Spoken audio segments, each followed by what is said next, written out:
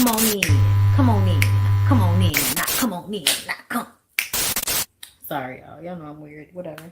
Hey everybody, what's up? It's your girl BondyBlue. So let's go ahead. Let's go ahead. Hey everybody, what's up? It's your girl BondyBlue. Okay, follow me on Instagram and let's get into the video. Right? Hey, everybody.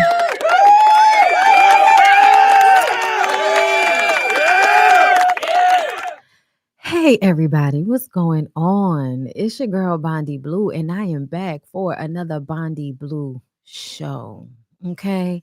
We have a few topics to get into.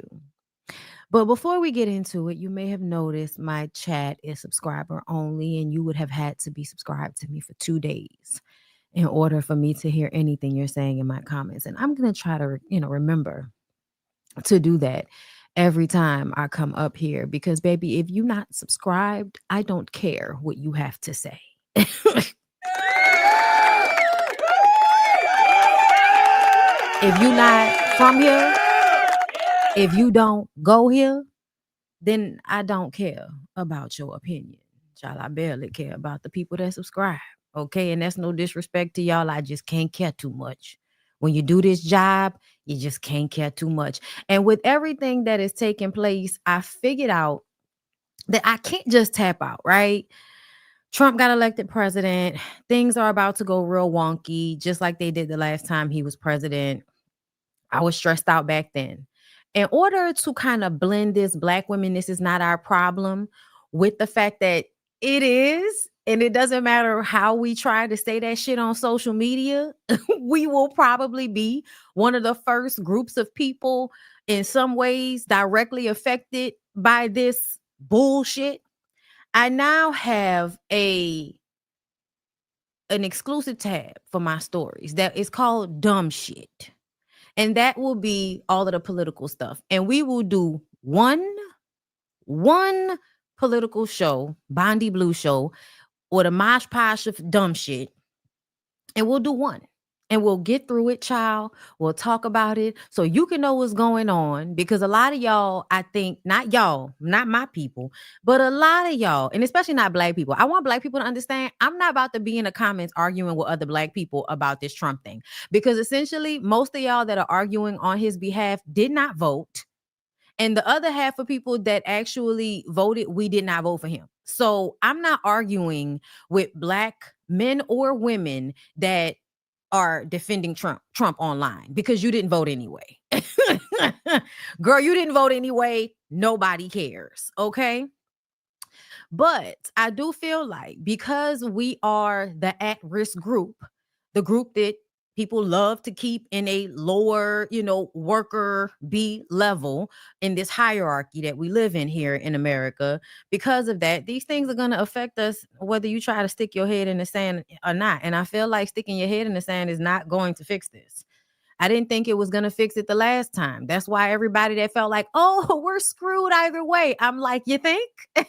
You think it doesn't matter? The lesser of two evils thing. You're so tired of that just going to throw caution to the wind. Okay, girl. Well, let's see how it all breaks down. So I'm only going to be discussing that one show a week. I'm not discussing it today. I just wanted to let y'all know. I'm also letting y'all know I'm going to be a less nice person. My whole thing, thank you, Jasmine. My whole thing coming off of this is I'm not going to try to be nice anymore. I'm always trying to be nice because I don't want people to dislike me. I don't like to be mean because I don't want anybody to be mean to me. People are often mean to me anyway. No matter how nice I am to their raggedy asses. Okay. So I'm going to just go in. I'm just going to go in, like whatever that looks like for me. If you like when I'm calm, I might not be calm all the time, honey. I might be screaming into this fucking microphone. I'll try not to do that because I like this to be like, pleasing to your ears, not like, okay? We don't want to do that. But girl, when I tell y'all I am getting into my I don't give a fuck stage so heavy, I'm gonna press the button, girl, and keep my finger on it, okay? Like a goddamn censor button, like just sitting it like that. Okay. So before we get into it, business, reset by design wellness. Yes. Even in all the turmoil, there is a group of like minded women that you can travel the world with. Maybe you'll come back, maybe you won't. And I mean that your choice. You might go out of town with us and choose to stay and just wave us as we go. Okay. Who knows? I might be that person. Send my husband. Okay. Listen. All I know is traveling around the world and becoming comfortable traveling around the world is something that way more Black people need to do. Okay. So if you are a Black woman and you would love to be a part of our clique, girl, Reset by Design Wellness is where you need to be. Make sure you follow us on Instagram and go to the website if you're trying to come to our second BALI trip, which is July 15th through the 22nd. 2025. And I feel like a lot of y'all are going to need a vacation by the time we get to July. Girl, I feel like a lot of us, and I'm not talking about a vacation, just a vacation from your job or your work or your family. Oh, no, I'm talking about a vacation from the United States of America. Okay. So, with that being said, the topics. This is what yes. Also, I have a massage fund because I am in my soft Black woman era and I feel like I deserve everything I want, including a new home. But until we get to there, please add to my fund so I can go and get a massage every week. Okay. Listen, all of the places that you can support me, girl. Listen, if 100 of y'all, and it usually be more than 100 people in the chat, were to give me $1, girl, I can go and get me a massage every week. So if you are not a member of my channel and you don't financially support, but you come here and watch every video or every other video, girl, go ahead and throw me a little change whenever you get a chance. I'm going to be reminding y'all about that. Shameless plug. Yes, I want the money. I do. I absolutely do. If you have it, I want it. I'm not gonna rob you or anything, but if you want to give it to me, I'm gonna go ahead and say slide through. Okay, go ahead. Yes, you want to call it begging, bitch? I am begging for your money. I am. Please, please send me money. Send me money. Okay. Shameless plug. I don't give a. Okay. All right. So topics. Are we ready? Fat Boy. We're going to talk about Fat Boy and his baby mama simply because I remember when they were on a reality show together and I really was annoyed with the reality show because I am so tired of people being in these toxic relationships and everybody's acting like it's not toxic. Y'all are championing them staying together, even though it's obvious it's abusive. Like it's just a lot of things. And I feel like that's what was going on with Fat Boy and his old lady on that reality show. Do y'all remember? I think it was Couples Therapy. And they were on that show together, girl. We're gonna get into that. Lil Wayne, they finally gave Lil Wayne something. And this is why I'm going to bitch a fit, y'all. If ever I feel a way, I am not gonna look at the comments and I'm just gonna say however the fuck I feel. I'm going to complain about not having the house that I want. I'm going to complain about not making as much money as I would like to be making because if I complain like Lil Wayne, somebody might give me a job where I can do exactly what I want to do and make the money I want to make because that's what happened with Lil Wayne. We'll talk about that in a minute. Jim Jones and the girl involved. Okay, I forgot her name just that quick. Brooke Bailey. Yes. Setting the record straight, okay, about these rumors floating around, girl. We're gonna get into the realness of it all. Skai and Candice, okay. Yeah, that's another thing. Everybody, Tasha, okay, I love you, girl, but you and everybody else that love to ask me why I haven't had any children yet, I don't fucking want them. Leave me alone. Y'all stressed out now because y'all got kids y'all got to do shit for. I got dogs. If we don't have no children over here, don't ask me about them. I don't want them. You can do that. I know I'm a woman. I have a vagina and a husband. I'm supposed to have a baby. Well, bitch, we don't. We don't. And we don't want them. We almost killed the dog this year. We don't want children. Leave us alone. Okay? If you want to create life, please go ahead and do that. If you think that's what women's supposed to do, look at your own pussy and talk to her. Don't ask me no more questions about that. Because I low-key be starting to feel like, bitch, is you trying to play me? Oh. So I said what the fuck I said. Okay. Don't ask me nothing else about that. Y'all want to be happy about people that have children. We're going to talk about people that have them. Don't ask me. Meg Thee Stallion and Winnie Harlow. We're going to talk about that. Some Diddy news, just a little bit, not a lot. DDG. Girl, we're going to spend a minute on him. Mimi is in the news. Mimi Faust. We're going to have a conversation about that. I'm going to talk to y'all about that. Ray J. And lastly, Dr. Cheyenne Bryant is making waves on the internet again with her nuclear family approach to fixing the Black community and men with their wayward dicks and women with their thirsty appetite for men with wayward dicks. Girl, we have clips to go through. Now, I have not watched not an entire interview in its entirety, and I don't feel like it. So we just gonna look at clips. Yes, Lord. Yes, Lord. Okay. Thank y'all so much for coming through today. I appreciate you. Like, comment, subscribe if you haven't. Yeah. And if you notice that you can't comment, it's probably because you're not subscribed. Maybe you should fix that, or don't comment. Shut the fuck up. That's how I feel about it. Okay. Now let me scroll because I want to make sure that I get to the story. All right. So I noticed we're gonna start with Fat Boy. So I noticed the situation with Fat Boy because he was making it seem like he was looking for his baby mama. Okay. Okay. Hold up before I play. Been around the world at night. I can't find my baby. I don't know when, I don't know why. Why she's gone away and I don't know where she can be. My baby. But I'm gonna find her because I'm a crazy nigga. This is a domestic violence dispute. She's running from me. And now I'm using the internet to find her. Let's listen to what was being said. Where's the kids at?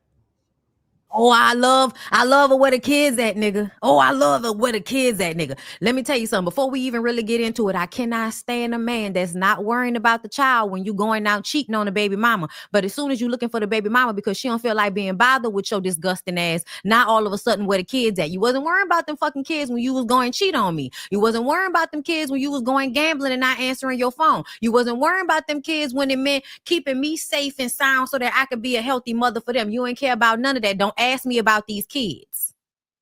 You wasn't worrying about them when they was with me before. Don't ask about them now. We're living in the homeless women's shelter for women and children. Where? Where at? We're homeless and women and shelter. I'm not telling you, nigga. I don't know yet. I'm driving there now because You gotta tell me what's the address so I can get you out of there. I don't know yet. I want to get you out of there. I got an apartment. I got everything going for myself. I got money. I got everything. Where? Okay. My baby mother is living with my kids in the shelter, so I'm gonna get them out. Where? This nigga is performing for y'all. He may be trying to find out where she is, but this is a performance for the next woman that will fall into this trap. Because y'all like bullies. Shout out to Jamie. Okay, shout out to my girl Jamie. Where's my applause?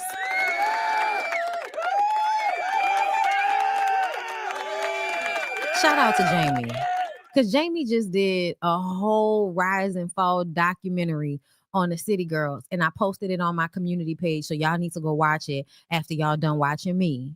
But y'all need to go watch that, okay? Because, child, that was the perfect example of how women end up in these situations because y'all like bullies. Young Miami was literally in an interview talking about she liked 50 Cent because he got money and he a bully. And they just, girl, I'm gonna start calling y'all dumb, okay? Y'all are dumb. I need you to understand money and bully means beating your ass and controlling you with money. Disrespecting you and controlling you with money. Y'all only think of it like, oh, he about to bully everybody else and he just gonna talk to me like that and it's just gonna make me horny. Yeah, you like being disrespected. You like being disrespected. A lot of y'all who act as if y'all have such a high level of security in yourselves and self-esteem, like women like Young Miami, but you like being disrespected by men. You like for them to call you a bitch. It's crazy to me. It's crazy to me. You really don't have high self-esteem. You just care about how you look more than a lot of other women do. But you have no real self-esteem if you want to be with somebody because they got money and they a bully. Girl, what the fuck are you talking about? And now look at you. She can act like she ain't get her ass beat by Diddy all she want to, but I bet you your ass ended up being bullied by a rich nigga. Let's continue on with the used to be rich nigga that likes to gamble all his family's money away. Oh yeah, that was one of the main reasons why this girl didn't want Tiana. That was one of the reasons why Tiana didn't want to be with Fat Boy anymore, because he would like to go and gamble away $100,000 at one time. Completely irresponsible. Don't need to be a daddy to nobody, but here we are. Where's the kids at? So he posted that, which felt like a way to try to find out where she is, use it for social media clout, and to also use it in order to make other women think you care about your baby mama and the kids, that you're going to put them up. Other women see that and think, oh, he's going to do that for me. Not asking yourself, why the fuck is this lady running from him and would rather go stay in a homeless shelter than be wherever he at? You know why? Because she's been through the fire. To the limit, to the wall. Okay? She's been through it. She said, I need a house cleaning service in the New Jersey area. I would like weekly service, once or twice a week. DM me places y'all know in the price. Now, girl, I'm not going to lie. I need this too. That's another thing I miss. I used to make a lot more money. I'm trying to get back to that space. I feel like we might be getting back to that space. I used to make a lot more money, right? And when I used to make a lot more money, I didn't want to. I don't like cleaning my house as it is. It's a 2-story house, and I'm usually the only one here long enough to do a lot of that shit because my husband always at work. So I want somebody to come and help me with some of this shit. If you do the rest of the cleaning, I'll handle the laundry, even though I can't stand laundry. Okay, girl, I hate doing laundry. If I could pay somebody that I could trust to wash our clothes, fold them, and put them away, girl. Girl, I pay at least $200 a week for some shit like that. Like, I'm not even gonna lie. Like, when I tell y'all, I can't stand the fact that right now I have to go and look for stuff because I just need to clean out my whole closet. But either way, back to Tiana. Tiana is letting y'all know not only is she not in a homeless shelter, she letting y'all know she got the money for a cleaning service. Tiana must be on her shit. Okay, she might have took some of that money while that fat nigga was asleep. Or she probably make her own money or use the relationship to garner her own support system so that she can get her money through social media. Girl, do you. I'm not mad at it at all. Okay. So then she responded and she let us know what was really hood. Let's listen. The crazy part about this whole situation is one that is always on the internet. Like, get a fucking diary, okay? Just start there. And second, we met yesterday on mutual grounds for him to see the kids. And instead of you being a grown-ass man and composing yourself the first chance you got, you started fucking attacking me because you're a drunken bumpkin and you need help. You need AA. You snatched 2 of my braids out my head, out the back of my head. No, you won't be seeing me. No, you won't be seeing them kids. We will be going to court. I don't want you to know where I live. She said he snatched the braids out of her hair. He snatched the braids out of her hair.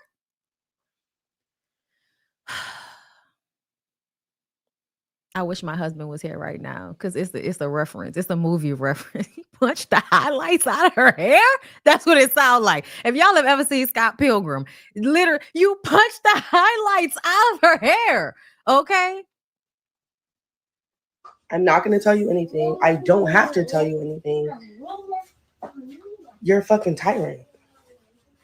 The crazy part about this whole situation is one that is always on the internet. Like, get a fucking diary, okay? Let's start there. Let's start there. And second, we met yesterday on mutual grounds for him to see the kids. And instead of you being a grown-ass man and composing yourself the first chance you got, what he did, girl? The first chance you got, what he did, you started fucking attacking me because you're a drunken bumpkin and you need help. You need AA. You snatched 2 of my braids out my head, out the back. I had to listen to it again, y'all. And then y'all see the picture down here. Oh, that look like it hurt. No, you won't be seeing me.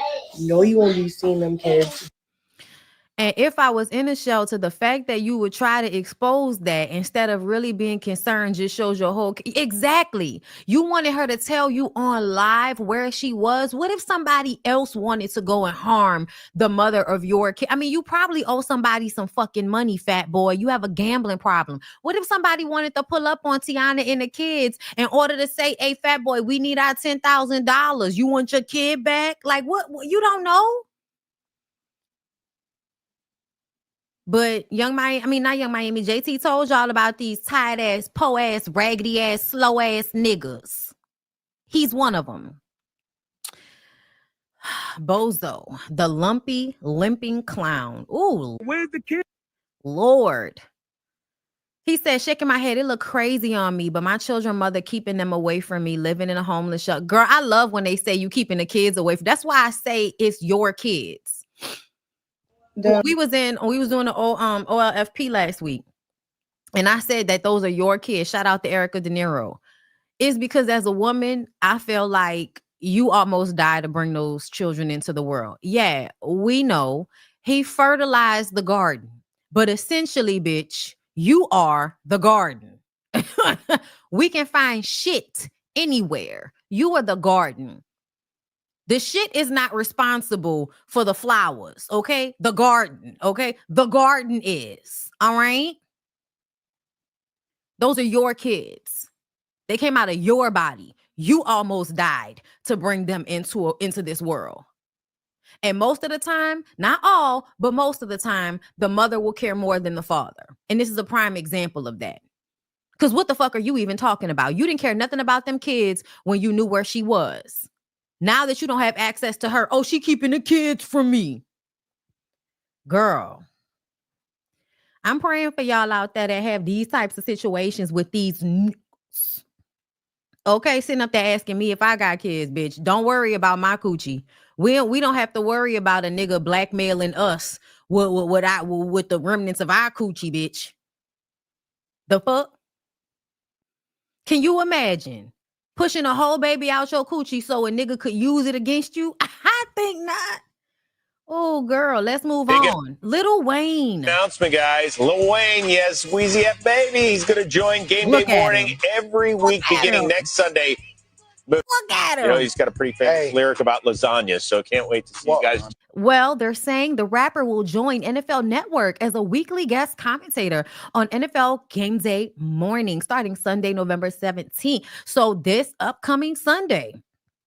Yeah, this upcoming Sunday, y'all can see y'all fave Lil Wayne as a commentator for the NFL Network, which I feel like is something he always wanted to do, okay? And I think, I don't know, I could be wrong. This probably was in talks already, but if he did not bitch out so hard about not being able to perform for the Super Bowl, I don't know if this opportunity would have lent itself to him, because he's been talking about sports for a long time.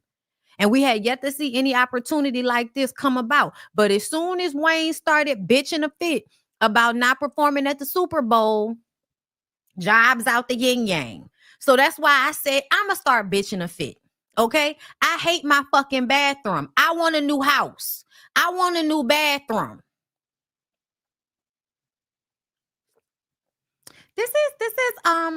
This coffee I'm drinking right now, this is mushroom coffee, girl. This is mushroom coffee from Just Move Supplements. The link is down below in the description box. Get you some. Just Move Supplements, girl. It's good for your body, all right? It's good for you. It's good for us, Black people, okay? You want to support Black businesses, especially those that did not vote for violating your human rights? Head on over there to Just Move Supplements, girl. I hope Lil Wayne is able to do this job, because Lil Wayne gives me, I do what I want to do. I do what I want to do. I get up whenever I want to get up. I shower when I want to shower. I dress how I want to dress. I don't do nothing I don't want to do. So I feel like you're going to have to get up early in the morning after a Saturday night of doing whatever the fuck Lil Wayne does on Saturday nights. Who knows? He could be at his house in a robe, okay, drinking hot tea, preparing for his work day on Sunday. I don't see it that way, but hey, We'll see. At the end of the day, he looks like the happiest little rich munchkin in the land right now. Okay. Lollipop Guild on 1,000 because Lil Wayne now is able to commentate for the NFL. The way you niggas love sports. So weird. Okay, let's move on from there. So remember we were talking about whether Brooke Bailey and Jim Jones were actually in some type of relationship. I don't know where the rumor came from. I don't know why we were talking about that, but apparently Jim Jones has come to let y'all know what the truth of the matter is. I'm looking for it. Y'all know I've been saving stories left and right, girl. Okay, I may not have been here because Jasmine had me out in the streets all weekend. I'm exhausted. Okay, I'm not even breathing right. I had a great time though. Okay, listen, that's why y'all not seeing me smoking this video right now. Okay, cause girl. All right. You want some water? I'm just drinking my water and minding my business. That's all we doing. You want some water? I'm just drinking my water and minding my business. So this was to let everybody know that Jim Jones and Chrissy Lampkin are not broken up. They will never break up. What would be the point that when this story first came out, I was like, well, first of all, Brooke Bailey, the fuck, where did that come from? Not to say that he wouldn't fuck her. He would absolutely fuck her. Like any man, I feel like will fuck Brooke Bailey. She's beautiful. But leaving Chrissy Lampkin after 30 years. Like, bitch, I feel like it's 30 years. If it's been since the 90s, nigga, it's 30 years. Then people better not break up. Y'all are not married and y'all don't have any kids together. There's no reason for y'all to break up. Do you hear me? There's no reason for these two people to break up. And I don't want them to break up. I really don't. You know, I feel like a lot of people wanted that to be the story because when Jim Jones was ready to get married, Chrissy was no longer interested.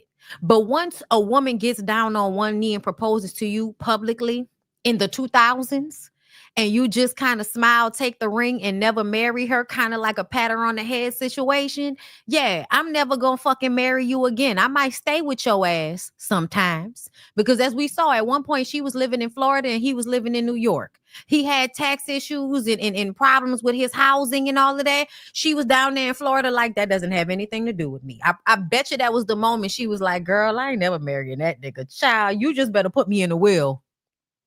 If you have anything left, nigga, it better be in the will and it better be under Chrissy Lampkin, goddamn it. That's it. That's all. Leave something to them children that you didn't have with them other bitches, but I swear for God, I better get the bulk of everything and I don't have to marry you to do it because when I got down on one knee and humbled myself and put my ego under your foot and you stepped on it and got up and walked, yeah, no, we never get married again. We would never get married, nigga. I don't give a fuck how old you. I would not. Okay. When he said he was ready to get married and she said, I think the fuck not. I was like, yes, Chrissy, you are at the place you need to be in life. You are at the place you need to be in life. He won't marry you and you don't want to marry him. You could be with him. You could not be with him. You could be in the same house with him. You could not be in the same house with him. Child, you could be in the same state. You could not be in the same state. Okay. But yeah, no, I think Jim Jones absolutely got to that. I'm old. I'm tired of these hoes. Maybe I should go ahead and marry Chrissy. And Chrissy was like,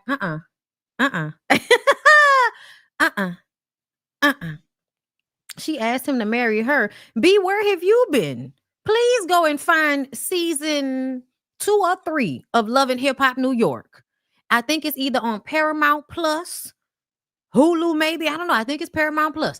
You can find it on YouTube. Baby, you go Google that shit. And I bet you the clip gonna come up. Oh, yes, got down on one knee. His mammy was so upset because she was not informed. Okay, but yeah, then people say all we doing. Listen, they're still together. We don't know who lied. We don't know who lied, and we don't know who thirsty. But it's not us. Drinking water, minding business. Brooke Bailey, this was her response, and I thought it was so funny because I'm not sure when her response came out, But as y'all can see, I have his response saved first. So I'm low-key wondering if she was going to let y'all think that she was with that man until he said something, which makes me look at her like, bitch, anything for clout, huh? I'm married to Jim Jones. Listen, let me tell you guys something. This is the craziest viral that I've ever been in my whole entire life, because I like wake up one day, you know, I do my whole routine, read my devotionals and positive stuff. And then I go on my Instagram and I see like fake pages like, you know, you took Jim. And I'm like, I didn't block the page. I said, who is Jim?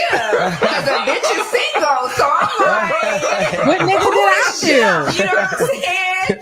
So I'm like, what the hell is going on? And they just responded back with like laughing faces. I didn't think anything of it. I have been in my bag creating for my getting ready, relaunching my website, creating for my businesses, taking care of my personal business, my kids. Like, I'm so off the radar, you know, and sometimes you literally just came off of Basketball Wives. What do you mean you off the radar? You're not off the radar if you were on the last season of a reality show.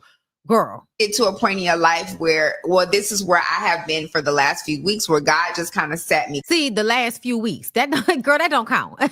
I know social media moves very quickly, but you're not really off the radar because you haven't been paying the social media since the show wrapped 2-3 weeks ago. Like, girl, what? You was on the blogs not that long ago. To me, if you was on the blogs, you can't say you're not in the mix. But I understand what she means. I wasn't paying attention to what was going on. Well, child, what was going on was paying attention to you. Quiet, you know, and I've really just been in a very quiet space to myself. So when I see this, I'm like, who's Jim? Like, this is, you know, they sent back the laughing faces. Now I'm seeing people commenting on my TikTok or my Instagram, and I'm still, it's not saying Jim Jones. Like, right. I'm not even thinking that, you know, like, cause that's so fucking random. Do you know Jim Jones? I do not. Like, it's not season 1. It's not season 1, Crystal. And the only reason I know that is because the whole first season was so short. It was only a few episodes, I believe. And those episodes, like Yandy wasn't even a part of it yet. That first season, season 2. So it's probably season 2, episode 6. No, I'm not married to Jim Jones. Listen, let me tell you guys something. This is the craziest viral that I've ever been in my whole entire life, because I like wake up one day, you know, I do my whole. Okay, so we heard you, girl. We know it's not true. We know it's something that the internet made up. People are bored. People are on the internet extremely bored and deciding that they want to create lies for content because there was nothing else going on. Well, I'll tell you what is going on. Skai Jackson. We knew Skai Jackson was pregnant already. The funny part for me is her getting all cute and dressed up after we already saw her looking real raggedy walking down the street. Okay. And I'm going to tell y'all, I want the girls to do whatever they want to do. Like, especially black women, please do whatever you want to do. I'm just going to give you my opinion. I don't like when y'all be walking around outside with bonnets on. I don't, girl. And regular black women, do whatever the fuck you want to do. Okay. If nobody is going to be taking pictures of you while you're walking around in your bonnet, then girl, do your thing. But see, when you are Skai Jackson and people know who you are, I really don't want to see you walking around pregnant, looking rough as fuck in a bonnet. Okay, hold up. Hold. I know it's a lot of stuff going on with Skai Jackson's baby daddy. I'm trying to find. I guess I ain't gonna find that original post with her and him walking down the street looking like they was arguing, and she, you know, she had her bonnet on and she just looked tired, like. And now she didn't pretty her. It's like, girl, they caught me slipping. So now let me pretty it up. Somebody said giving very much here. Damn. No, for real. For real. This is very much giving. I was caught out there bad and now I need to clean it up. Girl, where is the caught out there bad post? And this is why I don't want y'all to walk outside like this. This is why I don't want y'all to walk outside like this. You gonna do whatever you want to do. And I feel like you should have that right to do whatever the fuck you want to do. So if you want to be out there in the street looking rough, girl, please be out there in the streets looking rough. Do you? Okay? Say fuck them. Okay? Bitch, if you wanted to say fuck me, fuck you, Bondi. I'm wearing my bonnet out in the street. I ain't mad, girl. I'm not. But I hate when y'all look a mess and they catch y'all looking a mess. Damn. Did I not save it? Ugh, I probably passed it up. Girl, I thought I had it up here, but she looked rough. Her and that young man was walking down the street, looked like they was arguing. Everybody was in the comments like, it doesn't look like they're arguing. It looks like they're just having a conversation, girl. Them people look like they was fucking arguing. And even if they was, she pregnant. She pregnant. Why they can't be arguing? Ugh. Anyway, hold up, y'all. Let me see. I'm scrolling. I just want to make sure that I don't have it saved in any of this because I'm not going below this level. We're not going below this level. It's been way too much shit going on, as y'all see. That's why I'm about to start separating my stories because I can't stand how much shit just be all over the place. I just be saving shit. Okay, it's real unorganized right now. We cleaning it up. That's what's going on. We are cleaning it up. All right. Okay, so I don't see it, but y'all see she look real good right there, girl. And then this. Skai Jackson says her boyfriend's Facebook account was hacked after a message was posted regarding her pregnancy. On WAP, I'm salty I got this dumbass Disney Channel bitch pregnant. I hate this hoe. His page was hacked. He never said this in a story. He never said this. Stop being messy. That's what Skai's mom. Okay, he never said it, girl. I'm going to let y'all tell it. I wish he would have came out and said that he didn't say that. I wish he would have come out and said, I did not say that. Social media is expressing concern over Skai Jackson's child's father after more details emerge about him. More came out, okay? First of all, he's funny looking. I don't care. He's funny looking. He's funny looking and he's standing in the woods with pants that are too small and some money. So you have money, but your pants are too small. So you're showing us you have money and really you need to be going to the store and buying pants that go all the way down to your ankles. Okay. This nigga has knickerbockers on. I don't know what's going on.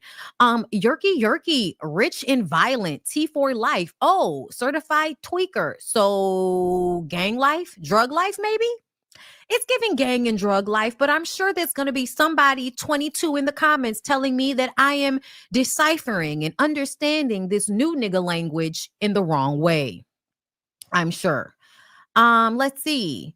See what trying to be a hot ass gets you. Like, girl, what you mean trying to be a hot ass? What is that?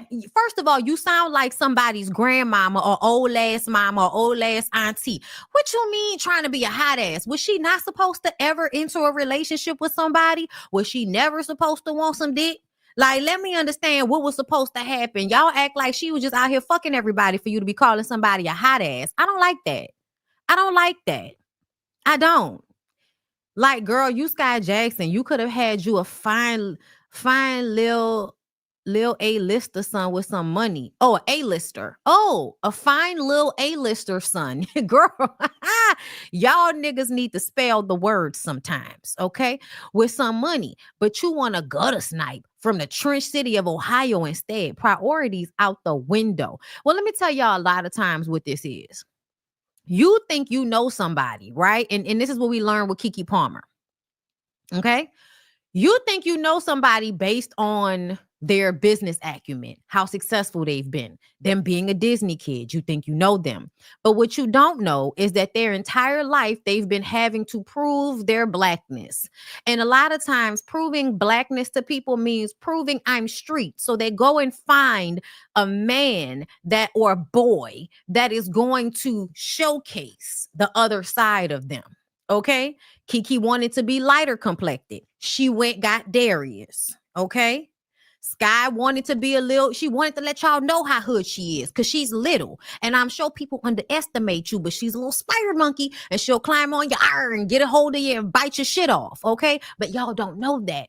Okay? Y'all see her as little and a little messy. So she had to go get her a street dude so that y'all would be able to see I'm not just no Disney kid, bitch. It's the same thing Halle did with DDG. You know what I'm saying? I'm a grown woman. So if I want to go and date a fuck boy that embarrasses me all the time, that's exactly what I'm going to do. And y'all going to let me do it. And we are. We absolutely are. It gives y'all go find men so that y'all can prove a dumbass point, and then you find out how dumb that point really is once it starts to catch up with your ass, okay? But I do understand what clout control is saying here, but what you mean hot ass? Like, she was gonna be fucking somebody anyway. So if she would have been fucking a rich A-lister kid, you mean like T.I.'s son or somebody, girl? Being a rich A-lister don't mean a goddamn thing, okay? That doesn't mean anything. Why would she go get pregnant by a bum and a nigga who already somebody else baby daddy? Because there aren't a lot of options out here. Most of these niggas is somebody else's baby daddy. Like, what are y'all talking about? What are y'all talking about? Y'all, Skai Jackson baby daddy, a Trump supporter. He didn't even vote. I bet you he's not a Trump supporter. That's why I said I'm not arguing with no more black people, because if you really are online arguing on behalf of Trump still, you did not vote. And you just want to be online talking shit. That's how I view it. Just found out Skai Jackson baby daddy got other kids, and his baby mama complained about him being a bum and not taking care of his kids. I fell victim to a Dusty in the worst way, so I'm not judging, but Skai Jackson, a literal Disney star, getting pregnant by a Cincinnati nigga whose Facebook name is Yerky Yerky. It's unbelievable. No, it's not, y'all. No, it's not. Please stop thinking that because somebody is a Disney kid, they're from the upper echelon. It's not the fucking 90s anymore. Being a Disney kid probably means you were financially responsible for your family. You were overworked and probably molested by some adult at some point. That's what being a Disney kid means in 2024. Okay? It doesn't mean what you think it means. It doesn't mean that, I was on the Mickey Mouse Club singing covers of R&B songs, and now I'm a multi-millionaire named Christina Aguilera, Justin Timberlake, Britney Spears. Yeah, no, baby. That's not what being a Disney kid is, and especially not for black people. For most black people, being a Disney kid mean I had a good, nice job for a little while. They worked me to goddamn death, and now I have to prove that I'm an adult in order to get other opportunities, because they are going to forever see me as a child because I'm black and because I was on the Disney Channel, because I'm not going to age that much. So they're going to forever think that I'm somebody's goddamn child when I'm having somebody's goddamn child. Do you see what I'm saying? The more info we get on Skai's creature of a baby daddy, I guess I'll win. Shout out the creature. Sorry, that took me out. The more I wonder why the hell there was no protection in the room. Because what do you mean? I hate when y'all as women get online and ask questions you know the answer to, because raw dick feels better. That's why. And because he knows she's a Disney kid, Skai Jackson, so he's trying to shoot up her club. Duh. What the fuck? What do you mean? What do you mean? Y'all grown ass women in the comments asking why she ain't use protection. Bitch, why you ain't use protection? Because you like the feeling of raw dick, don't you? Let's just all be honest with ourselves this year. Let's just be honest with ourselves, okay? Skai Jackson is another statistic. You had access to wealthy men who are actually provide. Girl, what wealthy men? You mean like Cam Newton? You mean like Nick Cannon? Girl, what wealthy men are you talking about? I love the way y'all try so hard to pigeonhole women into these negative stereotypes because they made the same decisions that most women make at a young age, believing that some stupid ass nigga loves them and allowing him to shoot the club up. Okay? Anyway, but you choose a Dusty to knock you up. And that's another thing y'all don't understand. A lot of y'all women that look for men who have money, a lot of times y'all don't understand the young women that already have money. They're not looking for a man with money because, like Candy told y'all a long time ago, when you are already a woman with money, a man wants a woman with no money. He doesn't want a woman with money because a woman with money has shit to do. A woman with money has standards. She can just leave you. Corey Holcomb told y'all. A woman with money has a schedule. She has jobs, okay? So most of the time, she's going to want a man that don't have really a lot going on. That way he can go with her wherever she's trying to go. Same thing with Darius and Kiki. Okay, Darius ain't have not a goddamn thing going on. Kiki had everything going on. The idea was you can travel with me. I will pay you. You know what I'm saying? As a job, you my man, this our baby. We gonna do this together. Just reverse the gender roles from man to woman, depending on who has the money. Okay. But y'all expect for women with money to go find some rich nigga whose ego is not inflated so much that he could not possibly withstand a relationship with a woman that does not need him. That's another thing y'all don't realize. A lot of men with money are accustomed to being with women that want to be with them because they have money. They don't want a woman who has her own shit. They don't want a woman that can just up and leave and go back to her nice ass house. They don't want that. That's why that doesn't happen. So all of these women in the comments sitting up here talking about why she ain't go get a rich man. Girl, because she's the rich man. That's why. She's the rich man. Okay? I found Skai Jackson's baby daddy's Facebook. I don't feel sorry for her. All the wealthy men and even regular hardworking men she could have chosen from, and she let a hood New York nigga knock her up. Then she has the nerve to hit a Naomi Campbell walk in the streets about it. Absolutely not. Y'all are so judgy. Y'all are so judgy, man. And listen, I don't feel sorry for Skai either. Please don't get me wrong. But I also feel like the way y'all care about what type of man she chooses, as if that choice is not going to beat her ass. We don't have to say anything. We don't have to push anything in her face. Her decision is going to beat her ass. Just like Haley and DDG. Like, your decision to ignore the red flags will eventually bite you in the ass. So we as the public don't actually need to come and tell you I told you so, especially because we know this happens all the time. Interpersonal romantic relationships are delusional at heart. Okay? And so all of this, girl, you should have, bitch, you done the same thing. Calm down. Calm down, girl. Just a little bit. Okay? But congratulations to Skai and her wayward baby daddy. They have a baby on the way. She's probably going to be stressed out too. Okay. Candice. Shout out to Candice Dillard-Bassett. Okay. And Chris Bassett. They welcome their new baby, Jet Maxwell Lee Bassett. Girl, beautiful.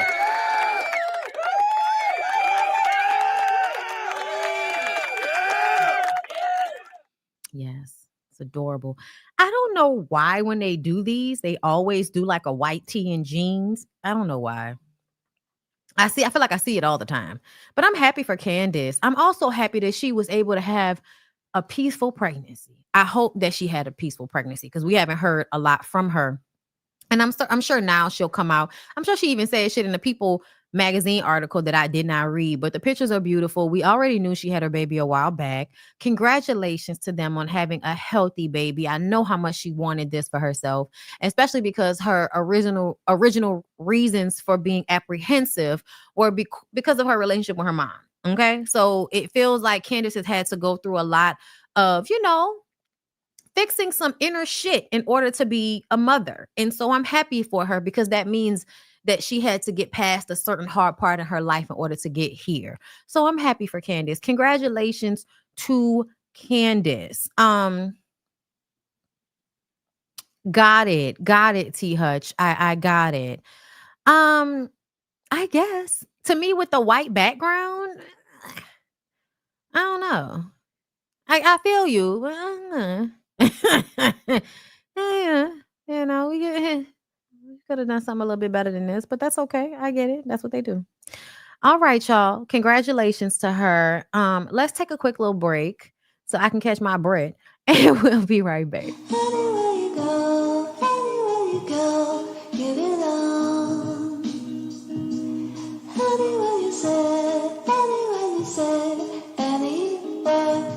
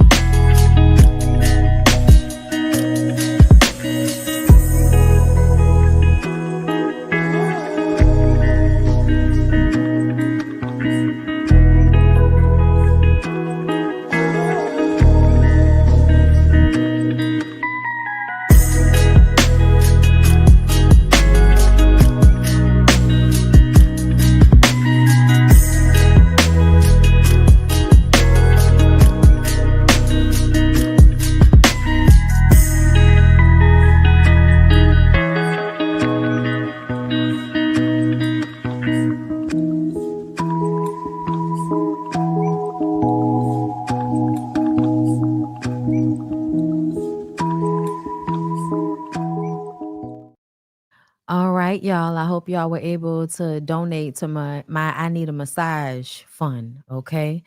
I appreciate everybody. Okay. Cash App, Venmo, PayPal, all those things. Support your girl. All right.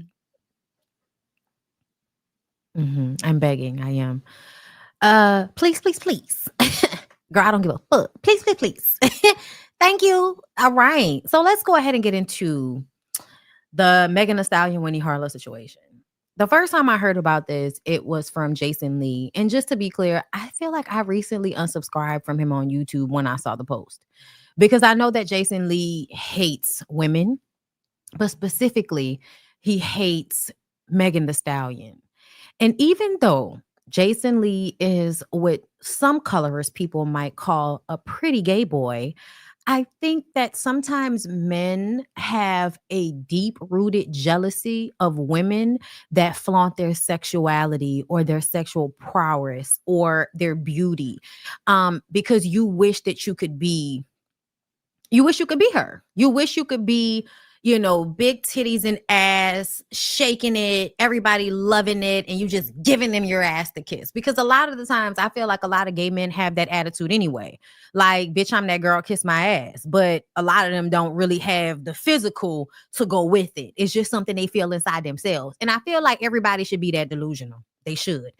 So to me, when I see men like Jason Lee that continue to go in, men like DJ Academics who continue to go in, it's not just a gay man thing, it's a straight man thing too.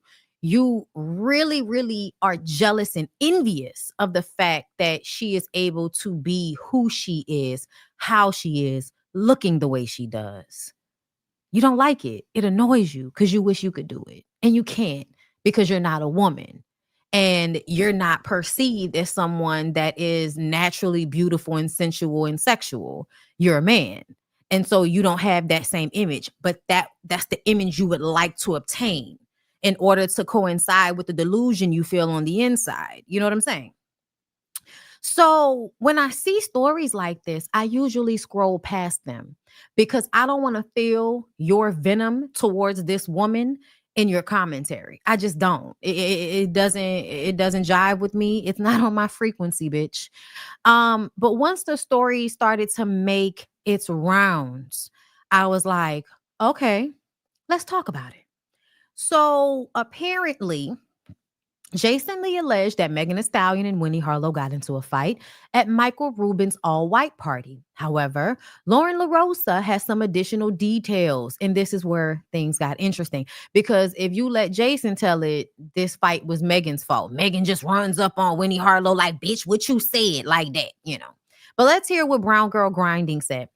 The only Jason Lee recently broke the news that Winnie Harlow and Meg Thee Stallion got into a fight at Mike Rubin's all-white party. I have more details on why. I'm told, allegedly, this all started because Winnie is Canadian.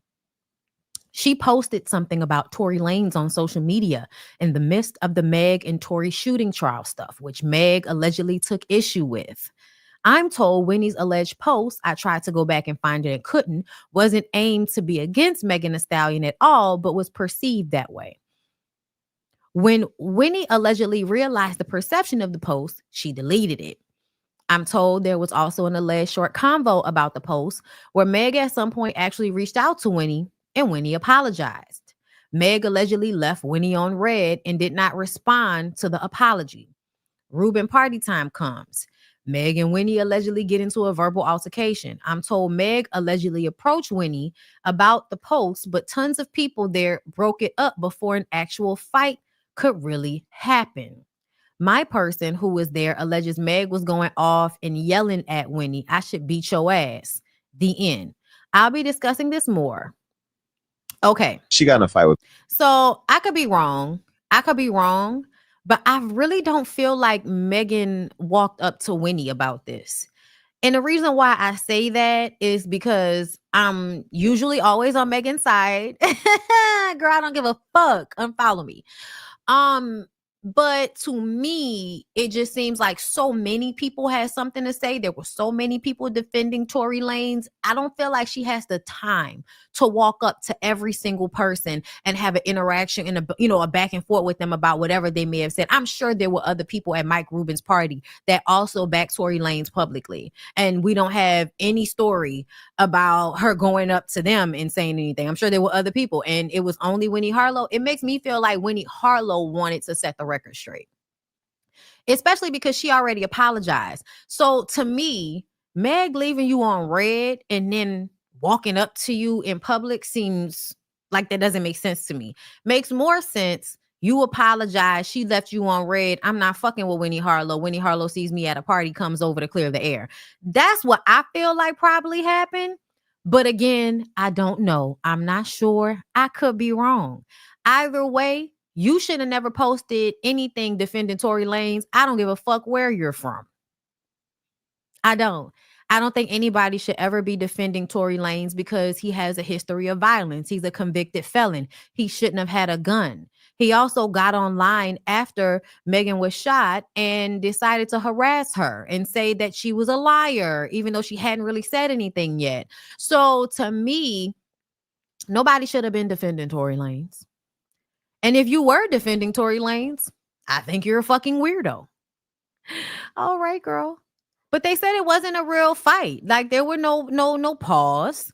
No, but like if Meg said I should beat your ass, who do you think is gonna win in a fight between Winnie and Meg? I think Meg's gonna win. I would hope so. But just a little thing for Meg if she ever sees me. Meg, please. I hope this is what you were doing. Pay everybody does. Pay everybody does. If you ever saw them defending Tory Lanez, girl, act like them people don't exist. In business, in personal, in public, you don't exist to me. Okay? You don't even exist to me. Like, girl, you see me, I don't see you. She said she was my op. I don't know. I had to look her up. That would be my attitude towards anybody that defended that little shooting, violent ass munchkin. And I'm not going back and forth with you in the comments, bitch. Unfollow me. Okay? I don't care. So, with that being said, let's go ahead and move on. I'm a savage. Whatever I want, I'm going to get. Whatever I want, I have to get. Can't stop. Won't stop. Okay. So Tania is making her rounds. And just in case you missed it, Tania is a prostitute from soft white underbelly who's now decided to, chase more clout for herself by expanding on the story about her going to a Diddy party. Now, I believe everything she said, but upon further diving into her life, her child's life, all of the children that she has, this is the, I'm sorry, bottom of the basement. Bitch, you are in the basement. And so you're going to keep popping up telling this story over and over again because you got to make your money somehow. You got to try to take care of them 5 kids or the ones you have custody of somehow. Like the fact that your teenager is also on soft white underbelly talking about selling coochie. Girl, I'm so upset with you. Like just as a mother, as a woman, like girl. But let's hear what she had to say about Diddy. Yeah, Wallace. I am a singer-songwriter and... Oh, you a singer-songwriter? Girl, sex worker. And that's no disrespect to the sex workers because I support y'all, okay? I support you selling your coochie if that's what you want to do, okay? I support you, girl. But at the same time, don't try to class it up now. Don't do it, bitch. I was at I believe to be one of P. Diddy's freak-offs. 2018, I went to this freak off. I looked to the... Oh, okay. With soft white underbelly, she was a prostitute. With TMZ, she's a singer-songwriter. Girl, what the... Right of me. And in the corner, I'm looking like, are those midgets? Because people were it's people over them. Like, it's people trying to hide what they're doing. They're all huddled up. So I'm like, what is that? But no, they weren't. They were little people. And, I don't want to say too much. They were little people. So use your common sense. Dressed up like little Harajuku Barbies, red lipstick, looking like real sexy, revealing like cute. So I'm like, what the hell? What were the You mean like your daughter? You mean like your teenage daughter? Did they look like your daughter sitting up there? little people doing? Getting covered up, trying to cover up what they were doing. Just, I don't know, like being admired, being hid, something. But it's like, what are they doing here? Because this is a grown party. Are you talking about? No, I know she does music. That's the whole reason why she was going to this Diddy party, is because some nigga she was fucking with was like, I'll put you on, I'll introduce you to Diddy. That's why she went to the party. I do believe that she's a singer-songwriter. I just think it's funny how when she was on Soft White Underbelly, it was, I'm a sex worker, I'm a prostitute, my daughter's a prostitute, but on TMZ, I'm a singer-songwriter. Like, don't leave no parts out, bitch, is my point. Adults who are little people, or are you talking about minors? Am I going to get in trouble? I don't want to say I witnessed any of that crazy stuff, but we all have common sense. Girl, if we have common sense and you doing interviews, just say what it is. Little people. It's not supposed to be there. You're talking about underage people. Just say yes. It's a shame. Tenia, wow. Yeah, see, like your daughter. And that's why, and this is me being aggravated, because at the end of the day, it's so sick. There are little girls. You don't even want to say it's little girls. You don't even want to say what's really going on, but you want clout from it. And then when we go and look up your kid is also underage and selling her body and saying that she learned that from you. And you trying to act like she learned that from the streets. Ma'am, you are literally on an interview talking about hoeing, and you going to tell us that your daughter didn't learn it from you? Get out of my facial. Get out of my facial. Okay, there's more Diddy news as well. Let's keep scrolling. Where is it at? That creepy mom of his. Where's Janice? Janice, there you are. Creepy old bitch. Okay, Sean Diddy Combs' mother, Janice Combs, is being accused of helping her son commit organized crimes. Duh, bitch. Duh. According to the I'm telling y'all, don't nobody want to, you know what I'm saying, like be really real about it. But I'm telling y'all, I think there's something incestuous about the relationship between Diddy and his mama, especially when you pay attention to the fact that Carisha started to look more and more like his mom as time went on. Like, I also can't stand the fact that his mom was forever wearing a cheap wig. No matter how much money Puffy got, Janice was always somewhere on the side in the background at a fashion show, at an award show with a terrible ass wig on. And I just never understood it. That's how you know you couldn't trust her. That's how you know you couldn't trust her. Because even with all of that, you still got this wig on, all this money, still this wig, Janice? This wig, Janice? Girl. So yes, according to the Daily Mail, a man named Dion D1 Best, who says he used to work with Diddy's Bad Boy Records label, claims the jailed hip-hop star used his mother's name and company to hide business deals in order to steal publishing rights and future royalty earnings from him and other artists. During an episode of the outlet's The Trial of Diddy podcast, Best stated, and I quote, "All of my publishing rights went to Janice Combs." Freddie P said this shit too. Noting Diddy's current detainment on sex trafficking RICO charges, he continued, "I'm here to talk about a different section of his allegations and what I feel to believe involves his mother, Janice Combs." Sorry, y'all, all the air. The Racketeer Influenced and Corrupt Organizations Act, RICO, is about holding people accountable for systematic actions, he furthered. These actions have caused financial hardship, emotional hardship, but not only myself, but other artists in the business through what I feel was fraudulent and coercive activity. And I think that Janice Combs falls under those guidelines.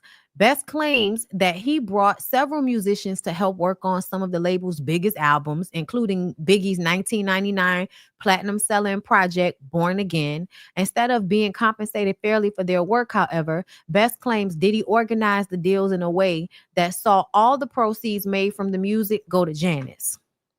Best added that he plans to formally file a legal complaint against Janice and Diddy in the coming future and hopes to secure what he feels he's owed. Well, we'll see how it all plays out. But I mean, the big timers, Gator boots with the pimped out Gucci suit. Ain't got no job, but I stay shy. I stay shy. Can't pay my rent because all my money spent. Hold up. What's the other one? Oh, got everything in my mama name, but I'm hood rich. Da da da da da da da da. See, put everything in my mama name. This is something hood niggas have been doing for years. In order to protect the money, you gift it or put shit in your mama's name. That way, if you're ever caught up, they won't take funds from you because they're not in your name. They're in her name. Aha. Well, we'll see how that all works out. A little bit more on Diddy news, which is going to be a little bit on Ray J, just real quick, real fast. Wait a minute. Where is it? Is it this one? Niggas just tried to shoot me and tried to kill me, nigga. Sorry. Niggas just tried to kill me. They tried to shoot. They tried to kill your favorite bitch. And you want me to apologize, nigga? Fuck you. Niggas just... I don't know who Ray J is talking to, but he might be talking to the Diddler's kids, okay? The Diddy Boppers. What was I calling them last time we were talking about them? One of the Diddy Boppers, okay? Al B. Shore posts, nothing breaks a dad more than seeing his love for his kids turned into a weapon against him. Free Quincy. Why is it 1 E instead of 2? Was that a mistake? I'm gonna just tell y'all right now, I think Quincy has been brainwashed like a lot. And I think that Al B. Shore in some way, shape, or form is full of shit. Because why doesn't your son want a relationship with you? Why doesn't he trust you? Why isn't he with you? So many questions.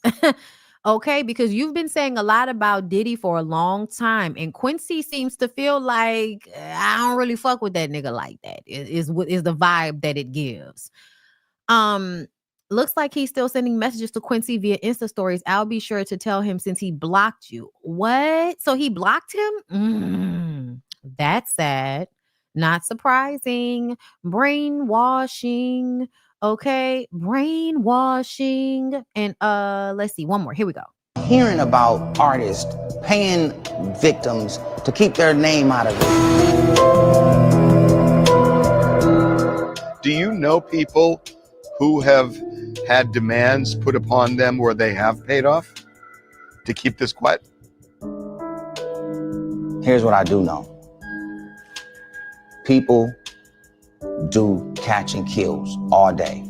And a catch and kill, I don't know if, of course, you know, but for the regular world, somebody has the truth, somebody pays you to keep it quiet, and hopefully that money that you got paid secures your happiness while you watch the lie continue to succeed. I want to just make sure I understand you.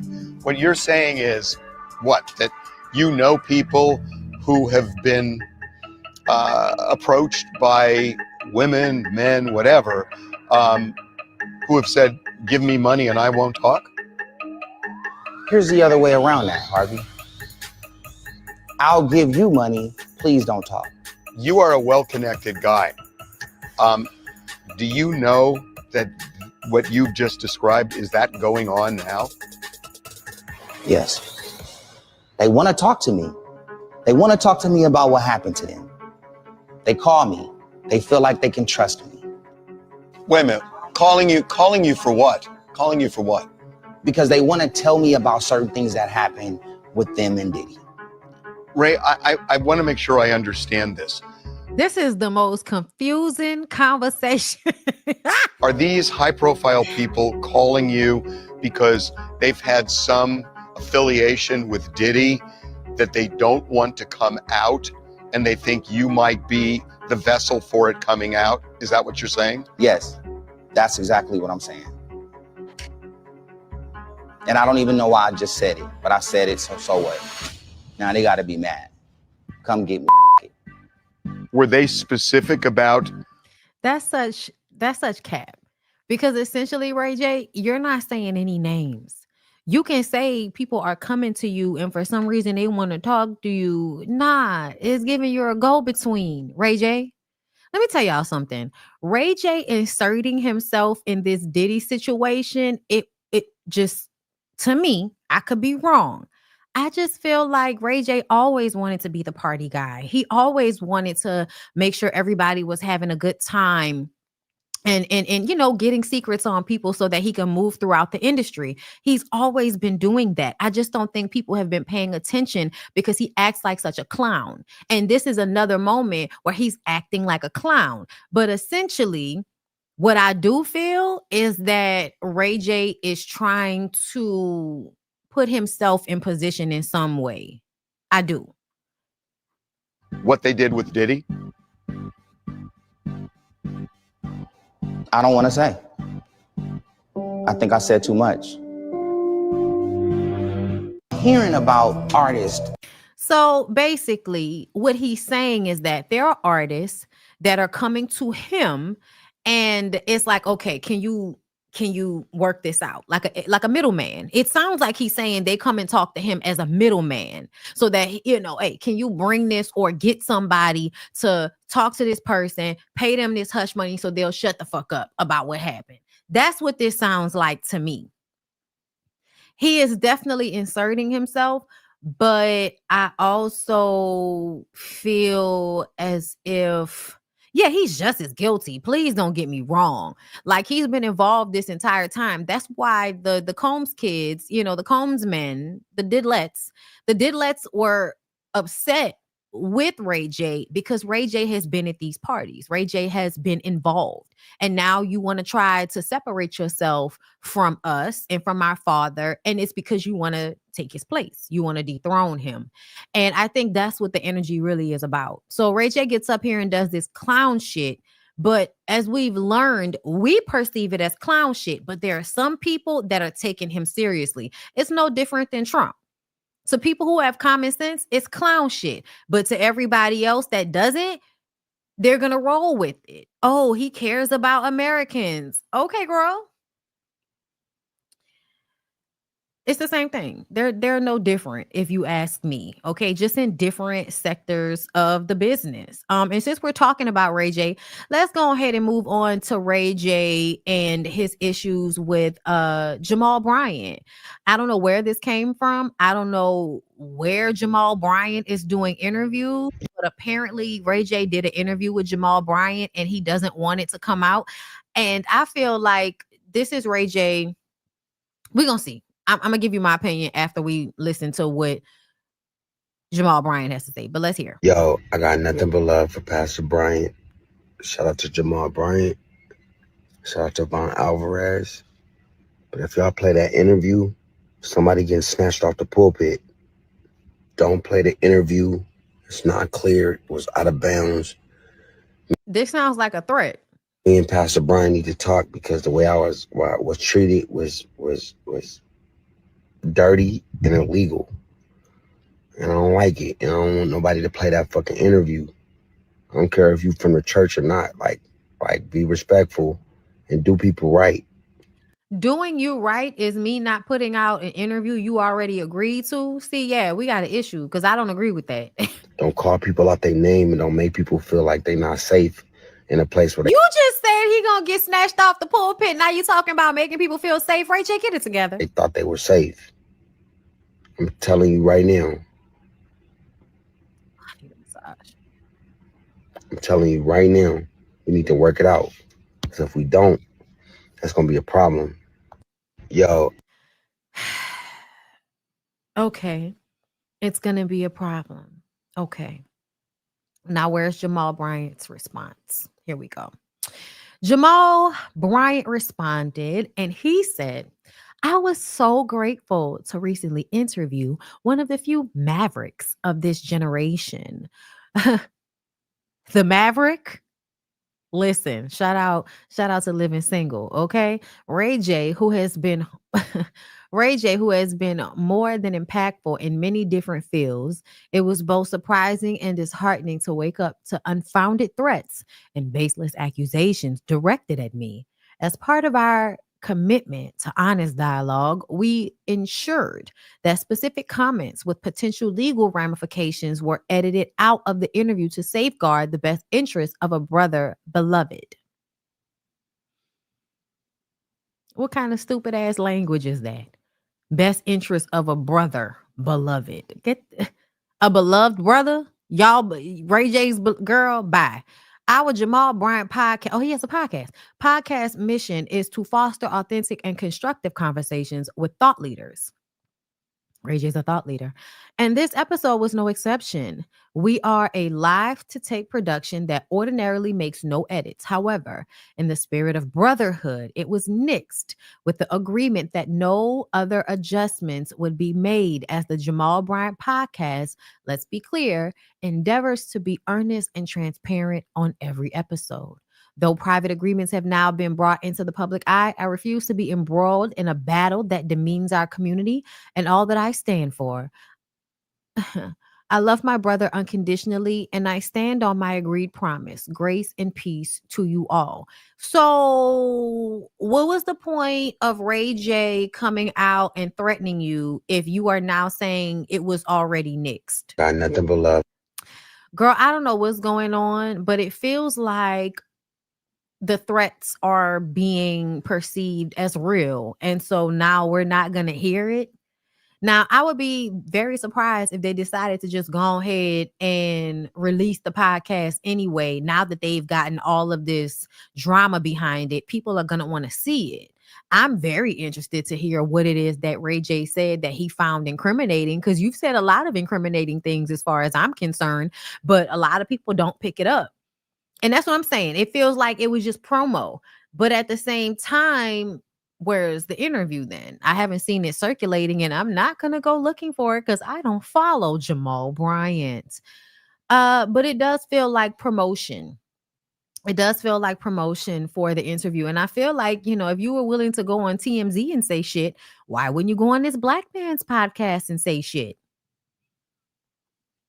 Girl, I bet you it's promo. We'll wait and find out. But with that being said, let's move on from Ray J.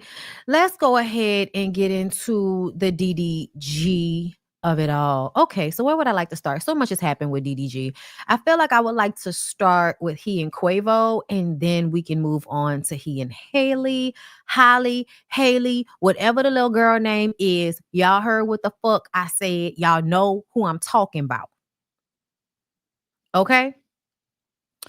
Now, where is the one where Quavo was like, nigga, you sitting too close to me?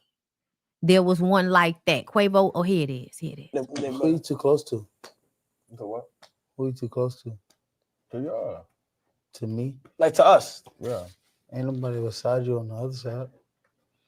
No, like if you move, you'll be able to feel it. So yeah, guys, motion is everything. Because like, if you mafia and you move around and shoes and shit, you'll be like, oh nah, he's mafia. So you'll be able to know instantly. Because you point, you gotta point at like who you want to kill. So like, it's always good to be like spaced out. Bro, go ahead and stand over there. Why would I stand over there? Because you're too close. Huh? Because you're too close. You say you're too close. Why would I stand over there though? I feel like people. Where you gonna stand if you're too close? You confused? No, I don't. Where you gonna go if you're too close? He can sit like on the steps. He can sit in the back. I try to break it down. Let me one of those. Where you gonna go if you're too close? Yo, you guys get the game? Right here. Yeah. Where? Everyone understands? Where? You got it? All right. You guys got it? I get. Yeah, practice rounds always helpful, but like. Who you too close to? I do not take 20 minutes. You alright? All right, wait, how many? You ain't say nothing. What you want, box? All right, cool. We good. I do not take 20 minutes. You alright? All right, wait, how many? You ain't say nothing. What you want? y'all can act like this was a skit, but to me, it felt like Quavo is pressing DDG, and DDG is like, I don't want to take it there, but I want to take it there. Like, to me, in this moment specifically, the first clip could have been a joke, but in this moment, when he pushes him, the way DDG turned around and put his hand out, I feel like in your mind, you like, this nigga playing with me and like pressing me a bit, but I know the situation that I'm in. I'm just a YouTuber. I'm not in no type of I'm not in no type of affiliation. Quavo's, in some type of affiliation. So it felt like I'm just going to be cool about it and let it slide. But if it wasn't Quavo, we probably would have got in a fucking fight. It gave dick measuring, okay? Have that energy for Chris Brown next time y'all meet, because you looking hella nervous at the fashion show. Ooh, now DDG matured a lot. See, y'all can say it's maturity, but I feel like it's not maturity. It's self-preservation. There are a lot of people, especially men, that act like punks in front of other men. Because if you not, to me, maturity is not doing the shit you're doing with Haley on the internet. That maturity would be not always posting about y'all relationship, not always talking about her, not doing subliminal bullshit, like not playing mind games with the internet and your baby mama. Like, that would be maturity. This right here is, if I get into it with this nigga, it's gonna go too far, so I gotta just let this rock. That's not really maturity. Sometimes it's scary nigga shit. And I'm not mad about it, but I'm just saying it's a whole bunch of niggas out there that go off when it comes to women. And I'm not saying this is DDG, but just in general, you bitch up to other niggas all the time. Men bitch up to other men all the time. Men be more scared of another nigga than women be sometimes. A woman will know she gonna get her ass whooped and still be like, I don't give a fuck, nigga. You not about to play with me. But a man will be like, nah, it's cool, man. It's cool. We cool, dick riding. In my opinion. Y'all can't be this slow. He was trolling him because DDG ain't say what's up. They been cool and following each other on Egg. He wasn't pressing him. They was playing a game and DDG said he was too close to Quavo and Kai. The game didn't even start yet. He was pressing him. I'm gonna tell y'all right now, y'all could be on here caping for this nigga, so because y'all don't want him to look like he was, slightly scary in a moment. Please be scary. Like, in this situation, I'm not mad at DDG for his response. It was the right response, but I'm just telling you where it's coming from. He was absolutely slightly being pressed. Like, I don't exactly what the fuck following each other got to do with it. This is DDG's response. According to the internet and the media, I got pressed. DDG RTA on my shirt. Once again, go get it. But nah, me and Quavo have been cool, y'all. The only reason I ain't say what up is because he walked right past me and dapped Kai up. Yeah. I gotta go to the studio.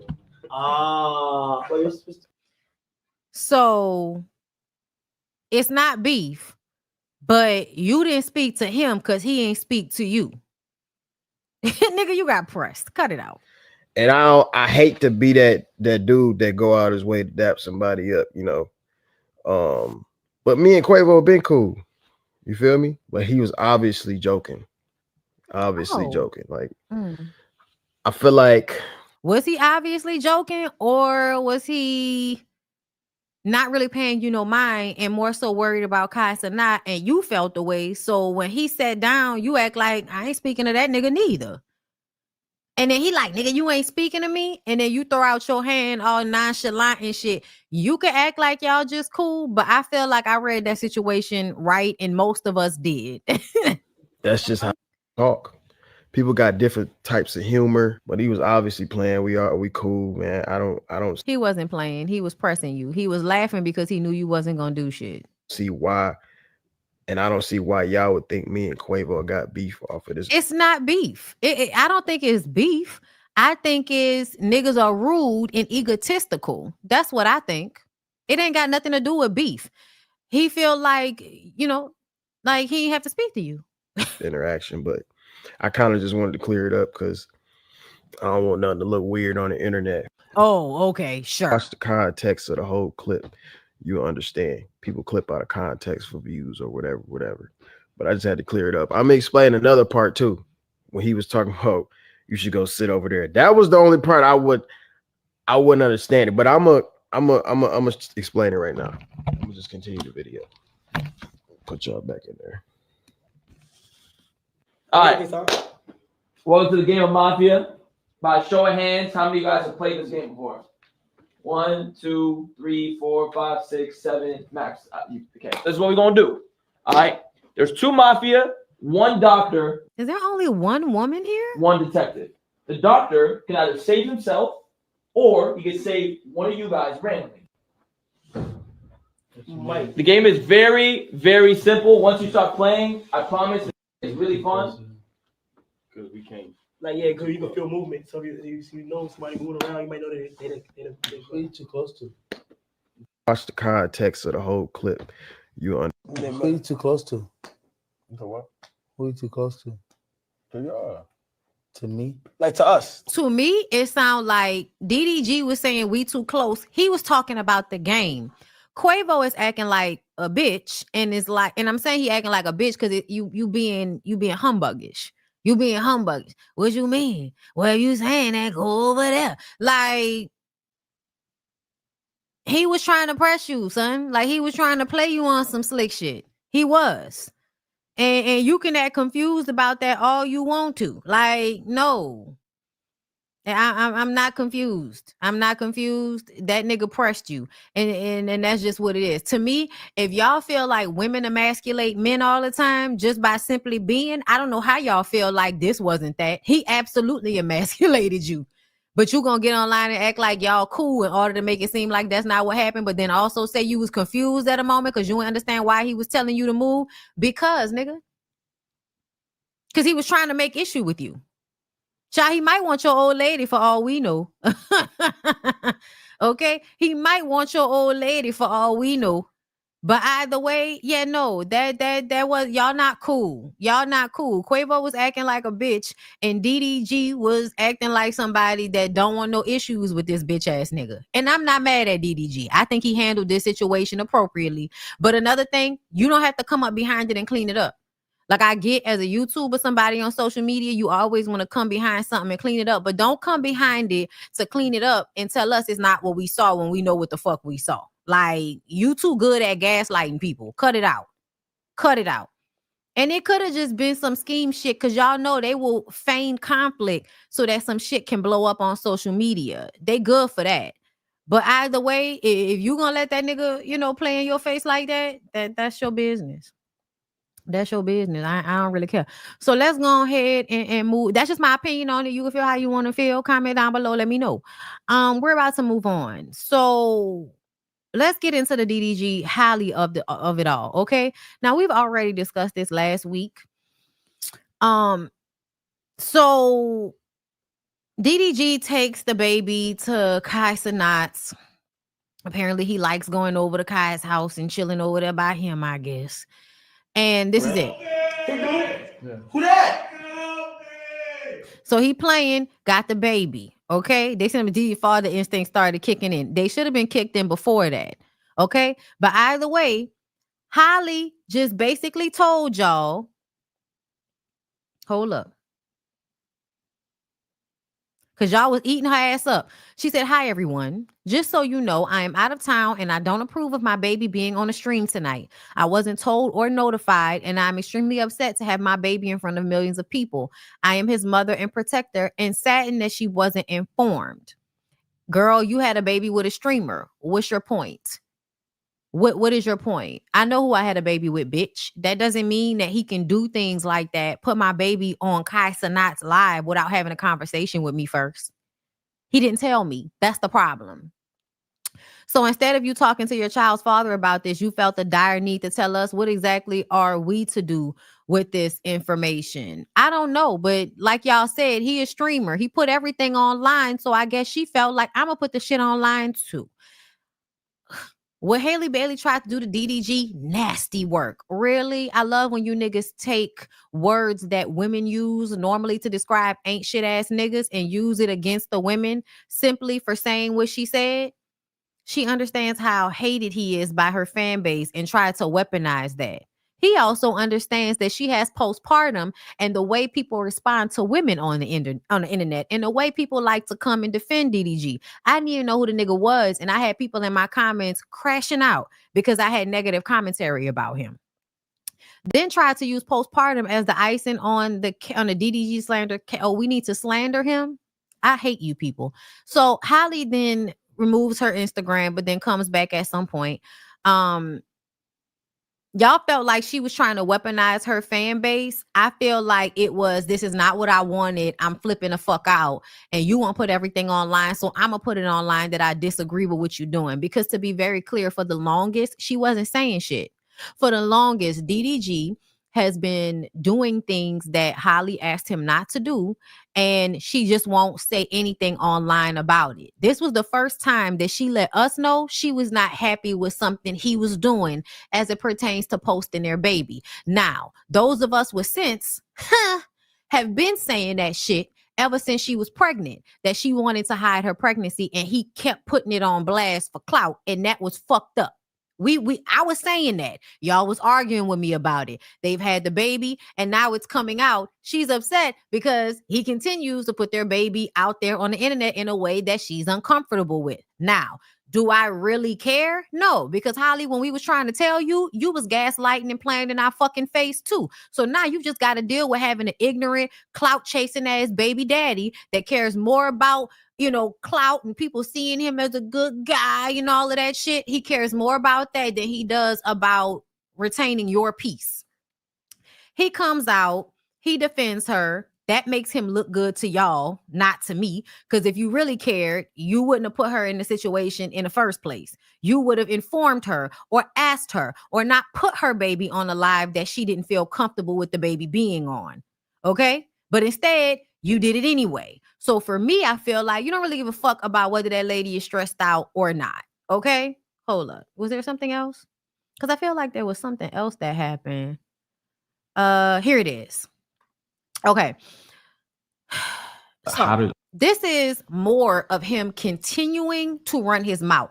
Wait, hold on. Before I go there, this is what I really wanted to show y'all. Because we all feel like at this point, he's doing things to troll her and then coming online and saying, no, I don't like when y'all talk bad about Halle. I'm trying to protect Halle. If that's the case, why do you continue to do shit that look like you trolling her? It looks like you want to get her slightly upset or you want her to feel away. We know she left you and now you're on, you know, cozy on set.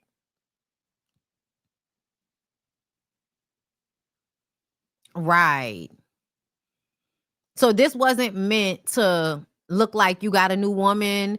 This wasn't, I don't give a fuck about, single comments. I don't give a fuck, y'all. I don't care about none of that. Social media is social media. You feel like you're trying to upset Halle with this shit.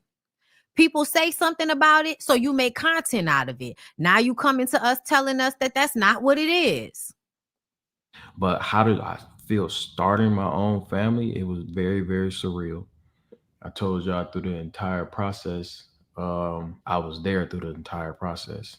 And I take a lot of pride in that because I know it's a lot of niggas that ain't. And y'all be on my ass. It's a lot of niggas that ain't. Oh, there's nothing that we love more than a nigga that's telling us not to criticize him because there are lesser niggas around. I love it. A part of the process. You feel me? I pulled my son's head out of his mama. Oh! Did you ever do that? No, you wasn't even in the hospital. You feel me? Ask your daddy, was he in the hospital? Slept on the couch, everything. Part of the process. It was very, very surreal. The whole situation, the whole moment. Couldn't believe it was real. You want a fucking cookie for being there for the birthday of your child. Wow. Somebody give him a taking him home the first day was crazy. It was wild, but it was amazing. You know, we staying in the hospital for 2-3 days, then raising him and him saying his first words, saying dad, all that stuff. Like, so, but how did I feel starting my own family, it was a very, very big moment in my life. And I feel like that's for anybody that start a family. But, nothing is really like planned when it comes to stuff like that. I mean, I guess people. Yes, people do plan pregnancies. Ghetto ass motherfuckers don't, but a lot of people do. Like older people kind of plan when they have kids. But I feel like at this age, like it's not really planned. It kind of just happened, and then you make a decision from there, Okay, so the fact that he keeps talking about it wasn't planned, that makes me feel like he's lying. It makes me feel like he intentionally got her pregnant. Niggas do that all the time. If they want a woman to always stay on their bus, in their wheelhouse, they will impregnate her so that they can always have access to her, or so that they can always manipulate her in some type of way. If, you can control the baby, then you can control her. So him being a present father and all of that, that might be about the kid, but it really might be more about controlling Halle. That happens a lot of the time. So, it was just something. It was very surreal, I would say that, but it was amazing. Do I want to have another kid? Yes, I do want to have another kid, but I will say this: I don't want to have another kid too far away. Like, I don't want Halo to be 10 and his little brother is 1. You feel me? I feel like that defeats the entire purpose of having another kid. Like, me and my brother hella close because we're not that far in age. What's the purpose of having a kid? I would like to know, so that your other child can have a friend. Is that the point of having a kid? Another kid? That's not the point of having another kid. I feel like a lot of times y'all don't realize how y'all fuck y'all kids up by having them for the other kid. Meaning that kid never feels like you wanted them for them. You wanted them to be a playmate to the other child. Me and my little sister is close. It was a very, very big moment in my life. And I feel like that's for anybody that start a family. But, nothing is really like planned when it comes to stuff like that. I mean, but she is way further, she's 6 years younger than me. My brother only 4 years apart. So it's like, it's a little different. You feel me? So I just want, I want to have a kid very, very soon. If I'm having, I wouldn't say very, very soon, but maybe like in the next 2-3 years or so, I feel like 4 years max. If I don't have another kid within the next 4 years, I'm cool with just having Halo. One thing that I do not want to do is have baby mamas or whatever y'all like to call it. That is definitely not nothing. So if I was to have another kid, it definitely would be with the same person. Like, I don't want to have kids with. So how the fuck you gonna have a baby with a woman that don't want to be with you? Multiple people. I feel like that's just too much. And I feel like when you do that, especially as a dad, like this is real. I hate when people say like half brother, half sister. I feel like that's very, very disrespectful. But one thing, like the elephant in the room, when the dad has another kid with another, but she is way further, the woman, the kid is not as close as the mother having another kid with another man. You get what I'm saying? If I have a kid, I would like for it to be in the next 4 years, if possible, and definitely by the same person. If not, then I just won't be having another one. I'm perfectly fine with Halo. Like, I can live the rest of my life with just Halo as my son. We're sure you can. I don't need to have another kid, but I wouldn't mind having like a daughter or something. I think that'd just be dope. Yeah, just really focus. Don't shit me when no on work. I'm gonna tell you, this is what I feel. You don't have to feel this way, but I feel like he likes to do things he think the public is going to appreciate. In our society, Black men, the bar is in hell. So DDG having money, being a YouTuber, being a streamer, being with Halle, having their beautiful little boy, all of those things make DDG look good. And the reason why I know this is because there are so many women who like to tell me he's a good guy. He's a good guy. He's a good guy. You've never met him. You don't know him. But because of what he shows you, the things he loves to pinpoint, you think he's a good guy. And that connection lets me know that you will have a child, not because you really want one, but because you know that more people are going to like you if you have another baby attached to you. especially a little girl. Oh, we get to see DDG be a girl dad. Oh my God, y'all are gonna be looking to suck his dick every time y'all see him. Woman, the kid's not as close as the mother having another kid with another man. You get what I'm saying? That's what I be trying to explain to y'all. Like, I didn't link with this week, I didn't link with 3 girls, right? For work purposes, you feel me? And I go on TikTok and I see y'all making edits like I'm dating this girl. And it's like, damn, like, y'all don't even know I'm just working, bro. Like, that's it. You feel me? So I know people be weird with me on the internet and how big and how popular my relationship was or is or whatever. And you know, y'all kind of group me with a bunch of folks. And I want y'all to know I'm just working.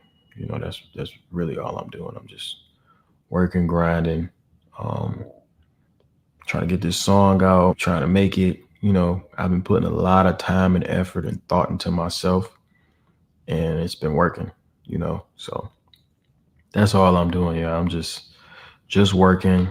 I'm just really focused on don't ship me with nobody because I don't plan on dating. I just don't. I don't see the point anymore. You feel me? Oh, this is so good. This is so good. The women out there who like him, this type of shit, y'all are gonna feel bad. Oh, he still loves Holly. Oh, he's so sweet. Oh, he still miss her. Oh, he still want her. It reminds me of the way Diddy would always act like he was so hurt behind Cassie. And literally every time he would mention her, the world would think, oh, he misses her, he loves her. But Cassie would know that this is him threatening me, basically. Or him, you know, making it seem to the public like he cares about me, but really he just wants me back so that he can control me or abuse me or whatever. You know what I'm saying? That's what it low-key reminds me of. But what it always does is gets the public involved. And that's the main thing here. The main thing is that y'all will see him as the wounded baby bird. Holly left him, broke his heart, took the baby. Now she's just a bitter baby mama. And, you know, he's just a good guy. It's just me being honest. Yeah. Most of these questions is kind of redundant, asking the same thing. But yeah, I'm very, very, very, very sorry that y'all had to see me look like this. And I know this is gonna get clipped and reposted, and y'all gotta see me like this. I promise y'all I'm gonna get right. Next video, I'm gonna get right, but y'all know I don't be caring. You feel me? I know I'm a 9 out of 10 right now. I'm usually a 15, but right now I can do the 9 straight. Because his hair isn't retwisted freshly. And everybody that has locks knows that this is not that much new growth, y'all. This is not like, as somebody that has locks, I need a retwist right now. This nigga don't need no retwist right now. Like, cut it out. If you don't put some water and brush that shit and stop playing with me. I'm chilling, I'm cooling. Don't ship me with nobody. Like, he hasn't even taken the twist out yet. When people get their locks retwisted and they get them in twists like this, usually they take those out before they get into the, okay, now I need a retwist. Child. Because I don't plan on dating. I just don't. So yeah. They looked real comfortable. Oh, this was a terrible wig. That was a terrible wig that Holly had on just then. But yeah, that's DDG, you know, making y'all feel sorry for him, making y'all feel like, you know, he's not trying to date anybody. It's not what y'all think. Bloggity, bloggity, bloggity, blah. He's not a bad guy. I never said he was. But the fact that you want to point out to me that I can't criticize him because he's not a bad guy, like, that lets me know all of the shit that he be doing, just like he did in that clip, is to me very, very manipulative. Okay, so moving on. I saw something and I wanted to comment on it. Where is it at? Where? Because I need y'all to stop. I do. And this is why I'm in my mean girl era, because I feel like some of y'all are mean anyway. And, you know, people should be mean to y'all. I post my daughter. I know I got a lot of love on here, but a lot of y'all follow me just to be and hate. And please stop talking about my kid online. She can read.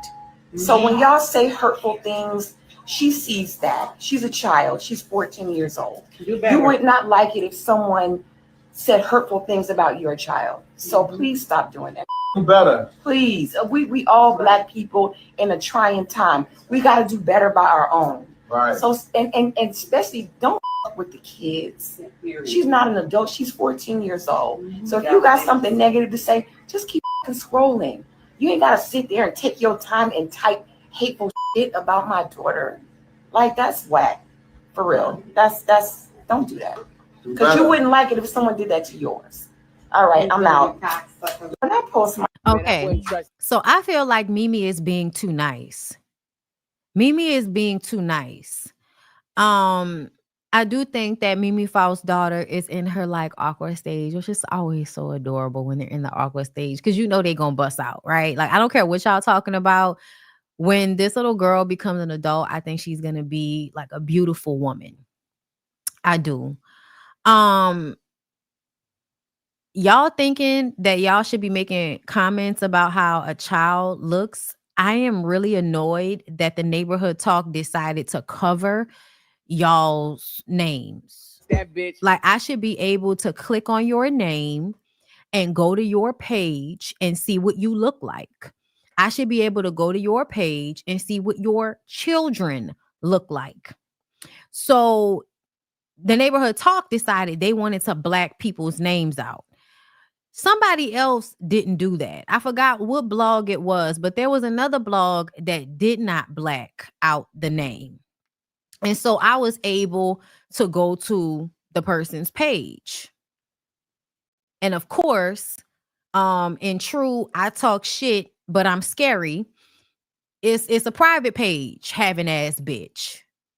Okay. Yes. This beautiful young lady here was one of the people that made a negative comment about Mimi Faust's daughter and always behind a private page. And I really would love for Instagram to make, like, I would love for them to make pages like not private. Like, I don't know why, but I feel like if you want privacy, get your ass off social media. I don't think that you should be able to have a private page at this point because the people that talk the most shit are usually behind a private page. And I think all of you raggedy, scary, dusty, crumb-eating ass, sleeping on mattress bitches need to be able to get read down.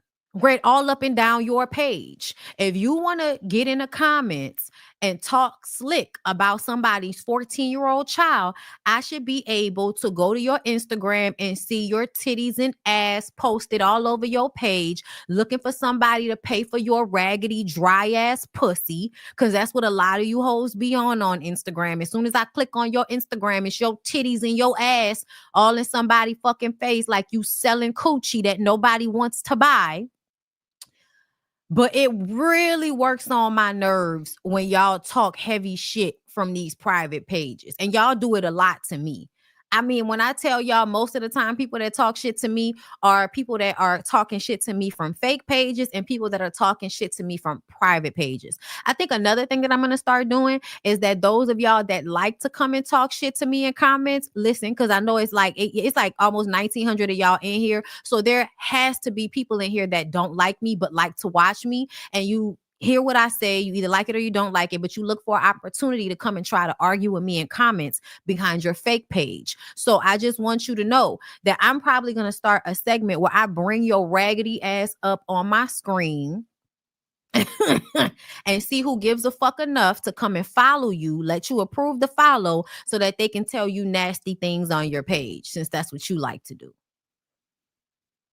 We'll start putting y'all on blast since y'all obviously want attention. A segment, okay? A segment for the comments, all right? You want attention? You want to be a flaw, raggedy ass bitch on the internet? Well, guess what? I'm going to give you all of the views you like, okay? So for all of y'all in the comments that like to do that to me, y'all looking for an opportunity to argue with me about some stupid shit in some comments, if I see it and if I feel like it, just know you may get put on a public platform. And I don't want to hear none of that shit from the rest of y'all hoes about Bondi, you're being a bully. I don't give a fuck. Young Miami say y'all like bullies. Raggedy ass hoes. Anyway, y'all please leave Mimi's daughter alone. Like, that's just so weird to me. Y'all just weird. All right, so let's get into Dr. Cheyenne Bryant, girl. Oh. So members only, okay? Y'all know I do my Love and Marriage Huntsville. Before we get into that, you know we do my members onlys with Love and Marriage Huntsville, Bell Collective. So if you want to see my reviews of that show, that is where you can find it, behind my paywall, because Love and Marriage Huntsville fans do too much, and I'm not about to be arguing with nobody. And the cast members, you know, that love to act like people are always attacking them, you're not going to add me to that, bitch. You got to come pay to hear me talk about you, okay? But I saw a lot of shit going on with the Love and Marriage Huntsville people, and this is just the main thing that I want to get off my chest about it. So let's go ahead and listen. All the Bell Collective girls, Latrice, you have the strongest fan base. Mm-hmm. Okay? Girl, go block all your coworkers. Just go block them. If one of your fans decided to go to the Letitia Pearson Enterprises and harass her, what would I'm gonna get into the super chats when I'm done, just so y'all know. you do, and would you say to your fan base to stop? Okay. So we're at on the show now, season 5, episode 2. In this moment, if a fan came to Letitia Pearson's office, I mean, Carlos, I'm gonna be honest, I wouldn't care. Like, that's just me, because I know the girls have done so much to me. To me, you deserve it. Like, the fans see, the fans know. You know, the fans can react the way that they want to react. Like, I can't sit here and tell a person, hey, don't do this, don't do that. Of course, you know, I'm never a violent person. I don't indulge in violence or anything of that nature. But if one of my fans took it upon themselves to go to one of their business, so what? You better know how to fight. Oh, you better know how to call the police and lock it up. Destiny, how do you feel about that? I strongly disagree, especially being on the receiving end of fans showing up at my business, showing up at my house. Like, it's just not okay. You know why I wanted to talk about this? Because Destiny is up here arguing on behalf of Stormy and the fact that Mel should have said something to her fans. And I just want to point out that Destiny's example of that is somebody that doesn't like Mel. Y'all are acting like the millimeters are the ones that are doing all of this. But Destiny, your example was Anthony Lofty's, who is not a millimeter, who can't stand Mel. So I'm just confused on why it is that you are attaching what happened with you to the millimeters when that was somebody that can't stand Mel. And not only that, but Stormy, from what I understand, from what y'all tell me on the internet, I could be wrong because I don't be paying attention that closely. Stormy and Anthony Lofty's have some type of relationship and they're cool. So if we're really upset about fans coming to people's properties, why are we cool with Anthony Lofty's doing it? Is it only an issue when somebody who's a fan of Mel does it? I'm just trying to figure it out. And I wanted to compare this to the P&B Rock story. Because this is what Jamie was saying. Y'all want Nicki Minaj to be held accountable for her fans and shit like that. And I was like, to me, it's more so because Nicki does things to incite shit and her fans just pick it up and carry it on a lot of the times, as far as I'm concerned. Okay. Which is not the same thing as y'all doing shit because y'all don't like somebody who doesn't like Mel and Mel just not saying anything to disparage it. To me, that's not the same thing. And I use the example of the P&B Rock situation because Nicki was the one that got online and said that P&B Rock's girlfriend shouldn't have been posting her location, meaning that all of these people then start blaming P&B Rock's girlfriend, baby mama, who was literally there when her baby daddy got killed in front of her, hiding under a fucking table, right? Nicki tweeted that y'all went and attacked P&B Rock's baby mama that just lost her baby daddy right in front of her face. It comes out that had nothing to do with it. The people in the restaurant set him up. They came into the restaurant, nigga ordered food. The food took too long. 40 minutes. It was the people in the restaurant. Nobody was really blaming for real until Nicki sent that out. And when Nicki sent it out, because she's so big and so influential, it really started to pick up more steam and more people were blaming that young woman. And I felt so bad for her because she just went through something so traumatic and now she has the internet blaming her for it. And it stemmed from Nicki Minaj getting on the internet and saying that she shouldn't have been posting pictures of her location and all of that shit. So to me, when somebody actually does something themselves and then it causes this uproar, I think that's different than Black Titanic rolling up on Stormy at her warehouse, them having an exchange of words. Black Titanic says, you threatened me. Now I'm going to go and tell the police you threatened me. Now you get detained. You didn't get arrested. You got detained. You turned yourself in and everything was cleared and you were able to go home. You didn't spend a night in jail. You weren't actually charged with anything. And you get to use that now as a reason for why the millimeters and Mel, you should make a stand, Mel. You should say something. And I know a lot of y'all agree with that. I'm going to tell y'all this. Nobody on that cast speaks up for Mel when it comes to Martell. The harassing communications that Stormy was talking about was literally Martell threatening to put out revenge porn on Melody. We all know about this, right? That's why he pled guilty. And I feel like he pled guilty. So he was charged, convicted of the harassing communications, because he was threatening her with revenge porn. He pled guilty to that. So that wasn't a lie. That wasn't something made up just to harm him. That wasn't something that happened just because, somebody's being messy. The Black Titanic shit was messy shit.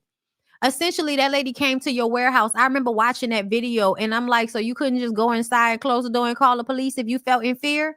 No, you came outside, got on live. You didn't accidentally get on live, bitch. You got on live. You got on live. You threatened that woman on live because you can't control yourself because Betty is your mama. So if you get angry and upset and heightened, you want to start yelling and threatening people and you're a businesswoman. So now you have somebody calling the cops on you when really they antagonize you. If you would have kept your cool, kept your calm, lock your door and call the police, then none of that would have happened. But that's not what you did. What you did was get on live, threaten that lady. That lady called the police. You had to turn yourself in after they put out a warrant.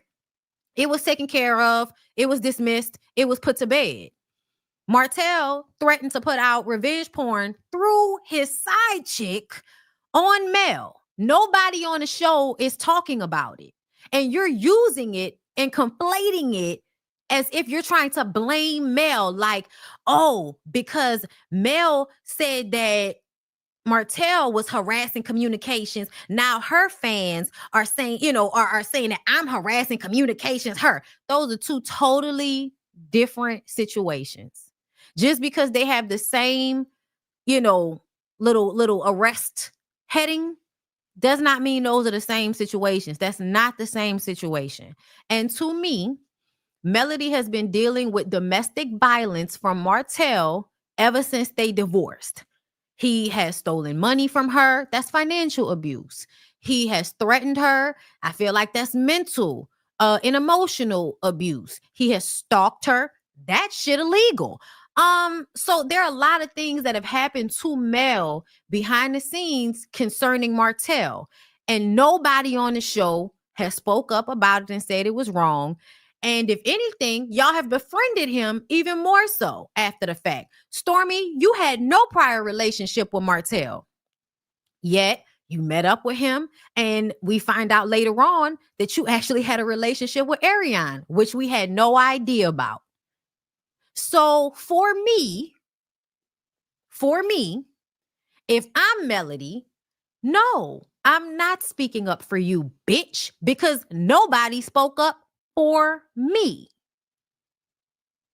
Nobody says shit about what Martell is doing right now.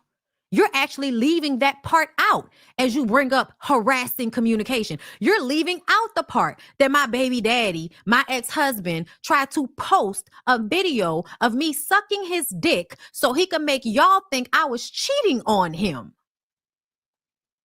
Nobody is really saying anything about it. Y'all still meeting with Martell. Y'all still filming with Martell. Y'all talking about Trisha fucking Martell. Nell is talking about how sexy Martell is right while I'm sitting at the table. Letitia is asking Trisha about what happened with her and Martell. But we better not ask Sunny about anything concerning her life because it's going to upset Destiny. Y'all are hypocritical as fuck. So if I'm Mel, I don't have to say shit. I'm not going to say shit. And if you would have handled your shit appropriately, that would have never happened to you. Now, I wish Mel would have said that. I wish Mel would have went through the dialogue because we are on a reality show instead of just getting quiet and not saying anything at all. But hey, what am I going to do about that?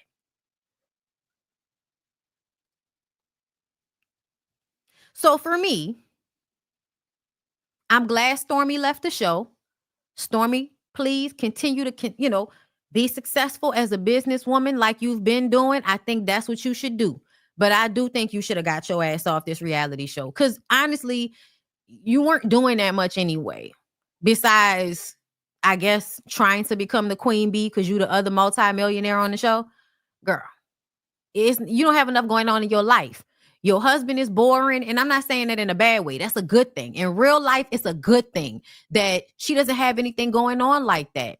You were on there for 5 minutes. It was enough for you to build and rebuild your business. Now it's successful. I can't scroll 5 minutes without seeing one of her body glazes and one of them 5,000 flavors on my timeline. So to me, Stormy continued to be successful. She was just on Tamron Hall, during the election. Girl, go and be successful, be a mogul, live your life on your farm with your animals, your son and your husband, girl. Be at peace, okay? Get off the reality show. I'm in agreement with that, okay? But at the end of the day, I feel like Love and Marriage Huntsville is doing what it always does. Make Mel the scapegoat. Make Mel the scapegoat. So I appreciated Latrice in this moment saying, I don't give a fuck. I don't care. If you don't care about what's going on with me, I don't care about what's going on with you. Unless somebody really harms you and I'm called into a court of law to tell the truth about what I saw. Kelsey, I cannot fuck with you. But if I get called into the court of law, I'm going to tell the truth. I'm not going to lie for my friend in a court of law. So don't do nothing you think I'm not. No, I'm not going to lie. If they call me, I'm going to tell exactly what the fuck happened. Principles. Okay? But see, this just regular life shit. No, I'm not defending you to a whole bunch of weird motherfuckers on the internet. It don't matter what I say anyway. So why would I do that? You ain't speak up for me against the nigga that I got to deal with. You went and made friends with him. So no, I don't have anything to say. I do wish Mel would communicate that to everybody so that they would know. But, that's just that on that. Never okay. And I don't think that it's in my control or anybody's control on what the fans do. So I agree with that, but you can take a stance. Like you can say, hey, yo, I'm not with that.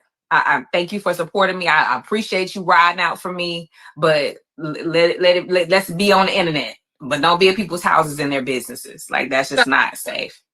So piggyback off of what you saying, I understand take a stance, but in the same instance, like my castmates, they know stuff can be blatant lies, and yet they run with it. So where's that stance when when you guys have put out a narrative about me, and the fans are like running with that narrative, and this narrative is affecting me, my money, my husband's money.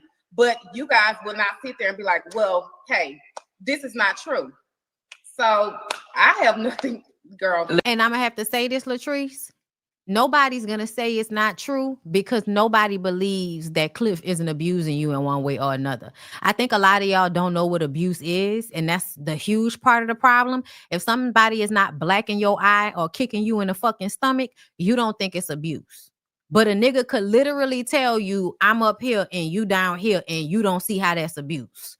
So yeah, Latrice, I understand why none of the women are coming to the forefront to say, oh, Latrice isn't really being abused because nobody feels that way. They do feel like you being abused.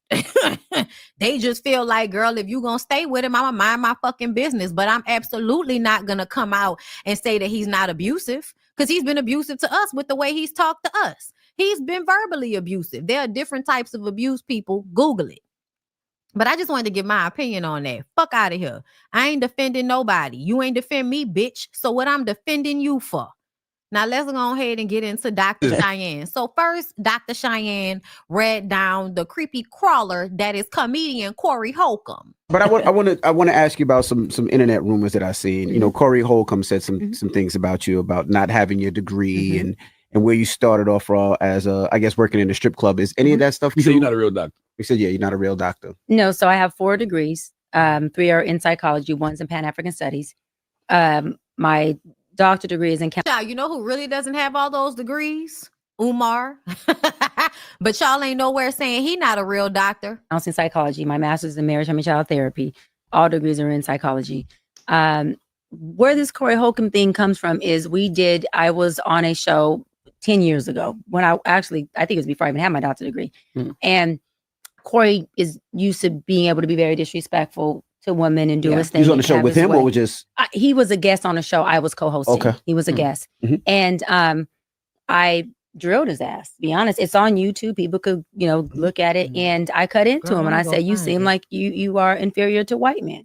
And you seem like you got daddy issues. And you seem like you got mommy issues. And you got kids that don't even talk to you or respect you. They don't like you. It tells a lot about your character. Now, this was 10 years ago. Okay. And obviously he's still in his feminine because he's still holding a grudge over it. You know, this is like interviews are interviews. So you say them, you do them, and you move on to the next.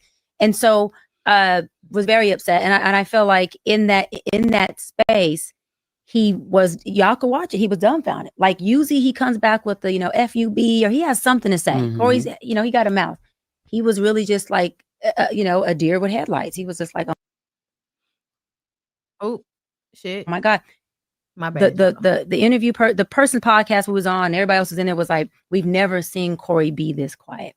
We've never seen anybody be able to respectfully check him in this way. After we were done with the interview, we went to take a big picture on the backsplash, and I walked up toward him. You know my personality, I'm very playful. I walked up and I'm like, let's take a picture. He wasn't feeling the picture. 10 years later, I think he looked at it with his failed comedian career, because he's been attempting this career for about 45 or so years, with his failed comedian career, his failed marriage. And I'm not saying this to be mean. Y'all can just research it. It's true. And his failed parenting skills with his kids, because none of those people deal with him. I think he looked at it like I get to kill 2 birds with 1 stone, which was smart. I get to humiliate her back in some kind of way, which it didn't work. Or I get to ride on her back because she's going viral. I don't have a career. I do. He doesn't have a career. So you got a good comedy career. He does stand up. He just stays in 5150, the big podcast, and he does stand up. Where he be at? What? Where he be at? Thank you. We back. She got a good career, but anyways, we back. So the point is, I think that he did, and this part I'm not knocking him for. He did what any, to me, career-oriented business person was supposed to do. I see an opportunity. Let me take it. Let me create a narrative. But what happened was, all it did was bring more attention to damn Dr. Bryant. So all people did was research me more, which is what I wanted them to do. All people did was find out for themselves, she is a real doctor. She has these degrees. She's been doing this for a long time. This woman started off from Teen Mom, a family reunion, which we were the biggest show on MTV. She not only was the on-camera life coach doctor for that show, she co-produced it and developed the show. So what happened was, he brought attention to where people were able to go in and do what I want them to do, which was research more of me, get more background on me, and say, hey, let me make my own opinion about her. And again, as my really good friend Shaquille O'Neal says, which is one of my, we've become pretty much like best friends now. So you're best friends with a creep. Got it. I don't know. Can y'all see me? Because right now I'm seeing black. Let me refresh the page. But I wonder if it's doing it because I'm also on YouTube, child. I don't know. But let me refresh this, because I can't even see myself.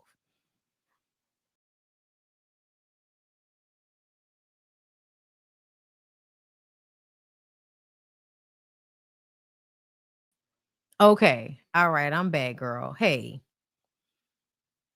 I was trying to make sure, because I was like, why is it black? Okay. That happened when I popped over here to YouTube to find this clip. As far as with Crystal or with Corey Chime in to what I said. Well, Corey said, I mean, I commend you on that. I think that that's something you should do. I've been in that same situation where I made sure that I kept myself distant from the kids because I know that I had not yet made the decision to be exclusive or committed to this man. Mm-hmm. And I think that's smart. You got kids? I have no kids. We need to work on that. Oh God! But let me ask Nachama and Chris. I will never understand why y'all want so badly for women to have children, men, and I don't know why. Oh, we need to work on why. Like, what does it do for you for me to have children? Oh, I know. For him, it lowers your standard, I guess. So then you'll feel like you would accept somebody like me. Because if you got a kid, you've now devalued yourself if you have a kid. And that means you can then, you know, you're more worried about money. You're stressed out a little bit more when you have a kid. So I think a lot of times men want you to have a kid so that you'll view them as, oh Lord, if I just had somebody to come and help me, that type of thing. Crystal, this. let me ask Nachama, Crystal, and Margot this. How does one begin to break the bond of mom and start out on your own now? I'm gonna think the way I want to think. How does one challenge all of the philosophies and ideas and emotions and shaming and all of the shit mom done did? How does one embark on that journey? Everybody can answer. One of the best ways to cut your losses from people you should cut your losses from is you hang out with better and better people, and then the people who you should cut your losses with repulse you and you can't be around them. So the more you hang out with good people, the less you're able to even be around bad people. So let water, reach its own level and find better people to be around. Everybody's going to answer this. Just do it quickly. Okay. Margot? I think that the thing that needs to happen, the change needs to happen on the inside. First, the awareness needs to be there that something is wrong. Once you figure out something is wrong, you have to figure out what your response is in situations. Is this me or is this something from my upbringing? The awareness is what brings the thing. Blood, thicker than water, though. Go ahead.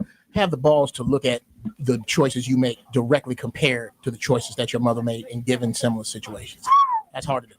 I think you have to provide yourself with what you want others to provide you with. If that's compassion, unconditional love, I think that figure out how to love yourself first, marry yourself, make commitments to yourself so that you can attract that energy of people who can provide that for you as well. And then you can provide that for others. And it makes for a healthy relationship. Wow.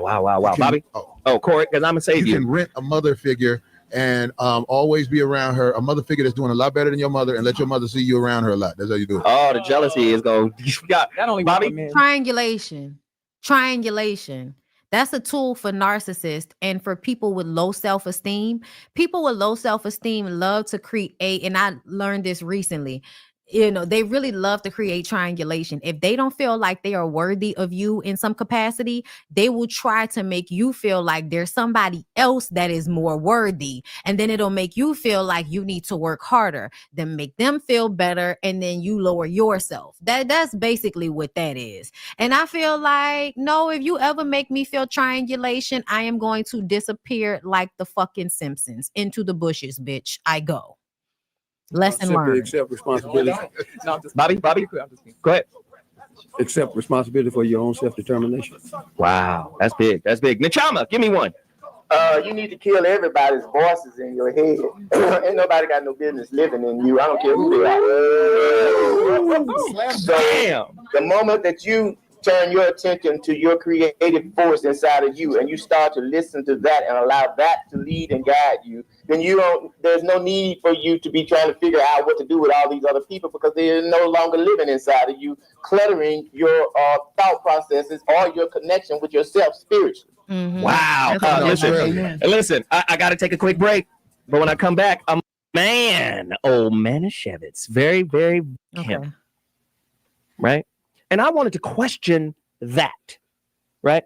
Because I've seen in a myriad of my friendships, children who stay connected with their mother, even after mom has done some horrible and atrocious things, but able to leave dad alone and walk away. Because dad left them alone. Like, this is not confusing.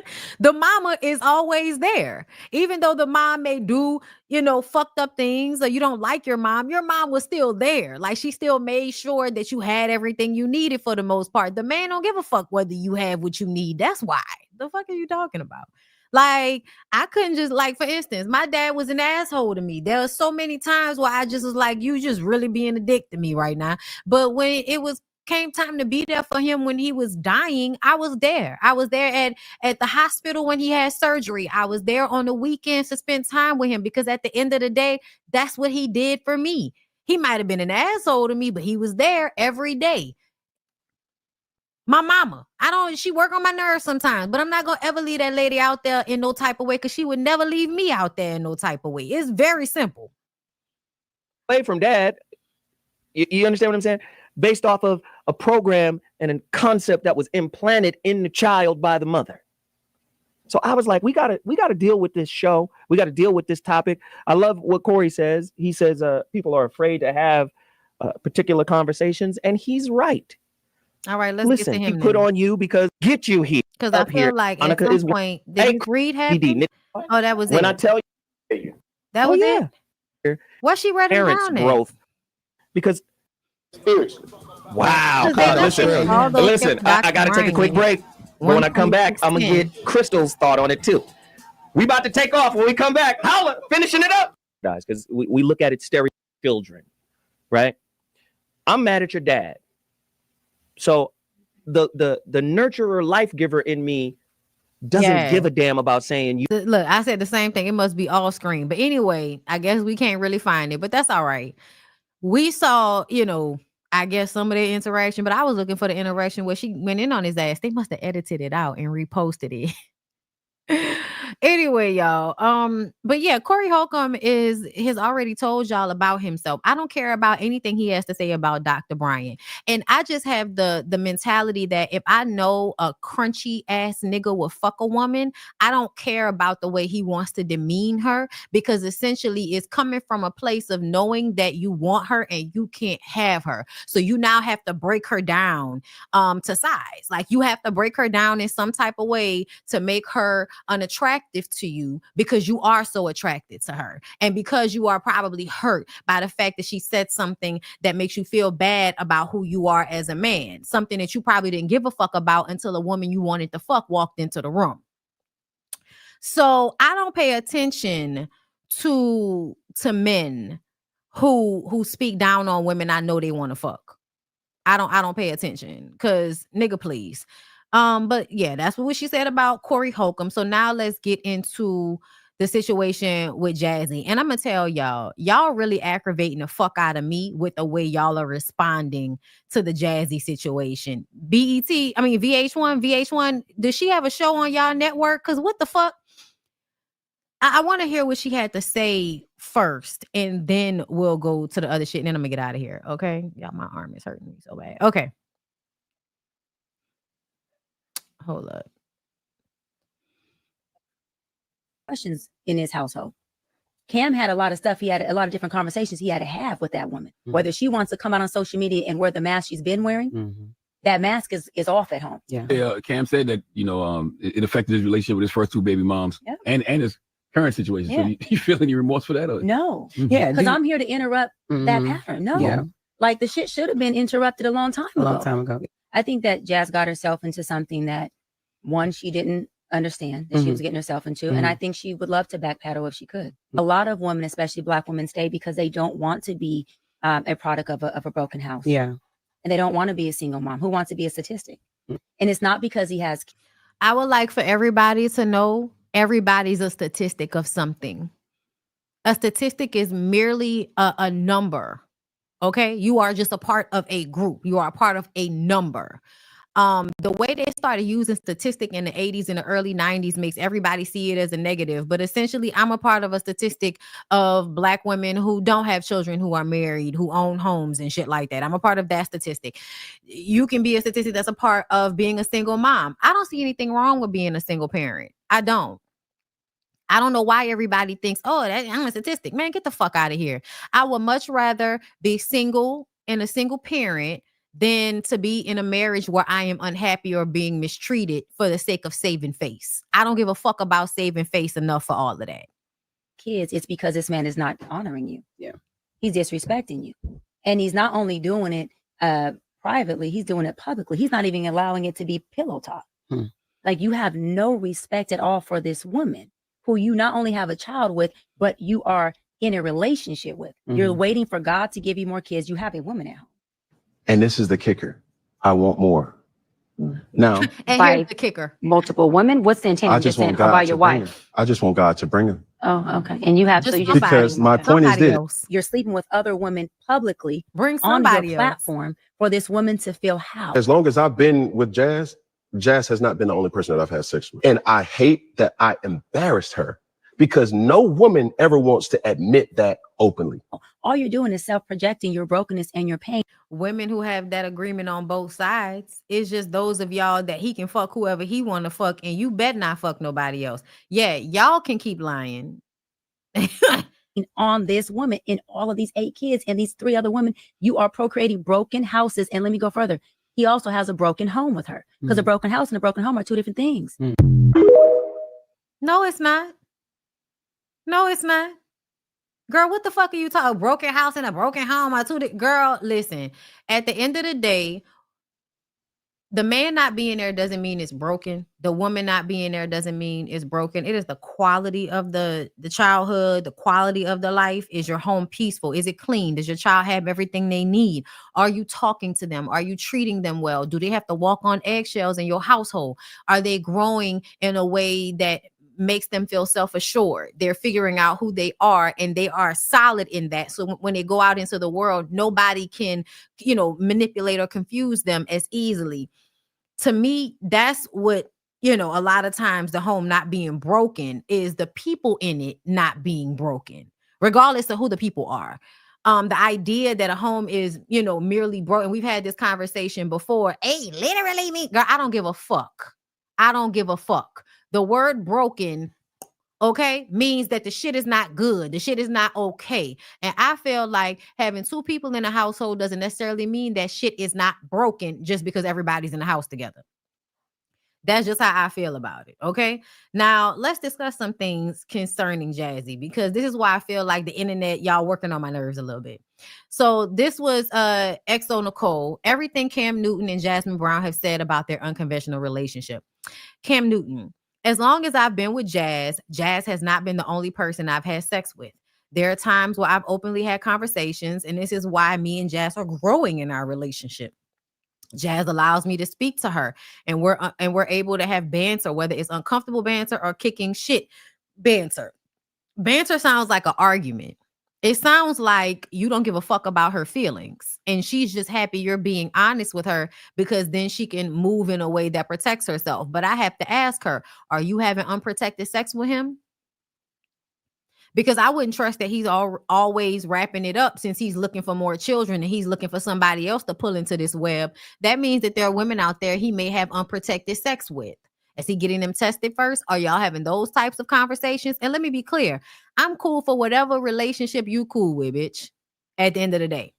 But to me, you're not going to make us feel like it's not shit. It's cake. No, bitch. It's cake with shit in it. First off, with me and mine, child, this was the moment when we realized her head was gone. This is the moment we realized her head was gone.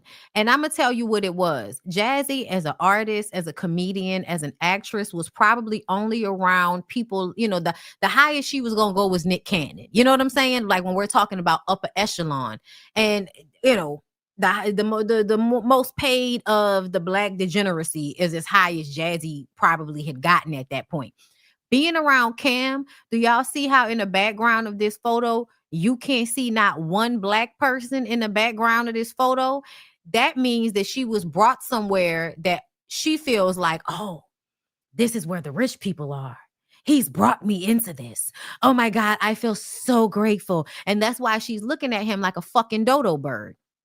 First off, with me and mine, she already know it ain't no privacy. We are in there together. That's our thing. I know this is TMI, but that's my dog. We got the saying where we're 2 retired thoughts that came together. Are you retired if you're still fucking people while you're with her? And why are you calling her a thought? Never mind. We see both of our journey, because I feel like for a man and a woman, those 2 things don't mean the same thing. It doesn't mean the same thing. It's okay for you to be a hoe. It's not okay for her to be a hoe. So for you to say that, I do feel like on some level you're being disrespectful. But whatever. She don't feel like it's disrespect, so I don't care. We see both of our jerseys in the rafters. Hers got more dust on it than me. Mine recently just went up there, which means she been not fucking nobody else. I just recently stopped fucking other people for the time being, for this week. Next week, I might have somebody else. Okay? So because of what Cheyenne Bryant said, people pulled that up. And then now we love Jasmine Brown at VH1.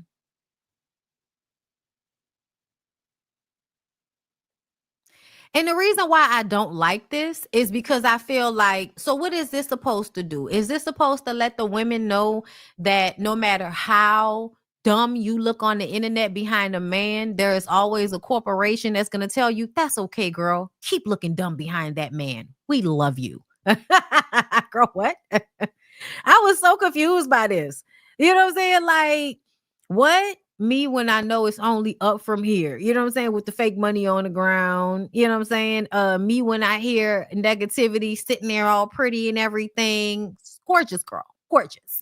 But essentially,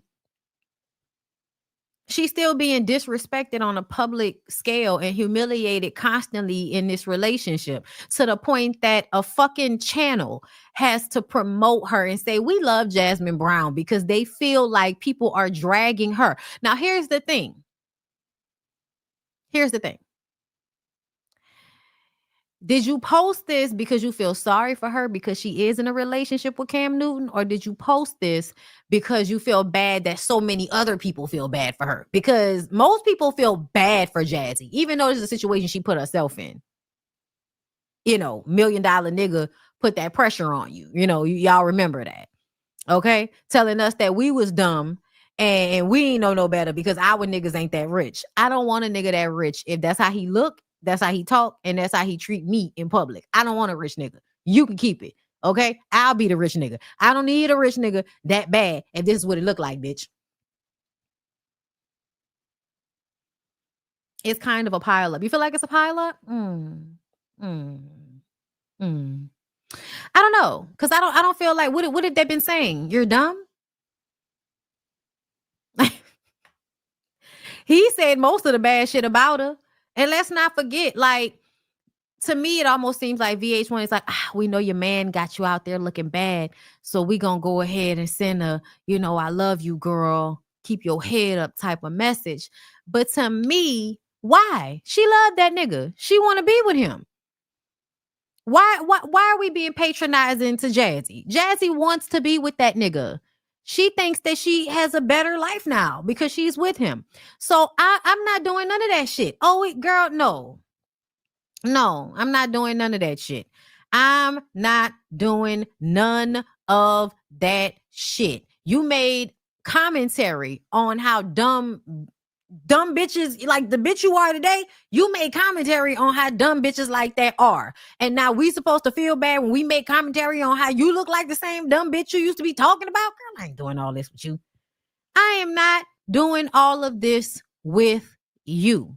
Because on some level, I feel like good or bad attention, y'all just like attention. Good or bad attention, y'all just like attention.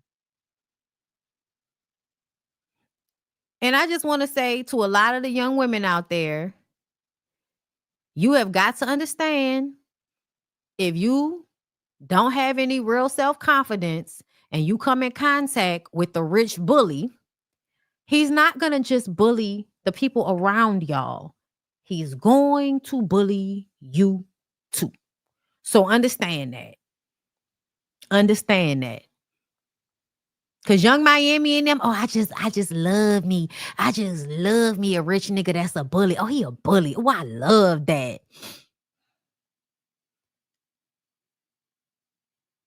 I don't want to see you treating other people like shit as a practice. Cause to me, that means you're gonna eventually treat me like shit as a practice. And that's just common sense to me. But apparently for a lot of you bitches, y'all didn't learn that. We know a lot of y'all mamas wasn't shit. Okay? Y'all daddies wasn't around to be shit. Mamas ain't shit. Okay, y'all gotta go watch Jamie's video about the city girls, because I did not know that neither one of their mamas was shit. But that makes so much sense, because essentially the city girls, is so funny. The men hate the city girls, but the city girls hate the city girls too.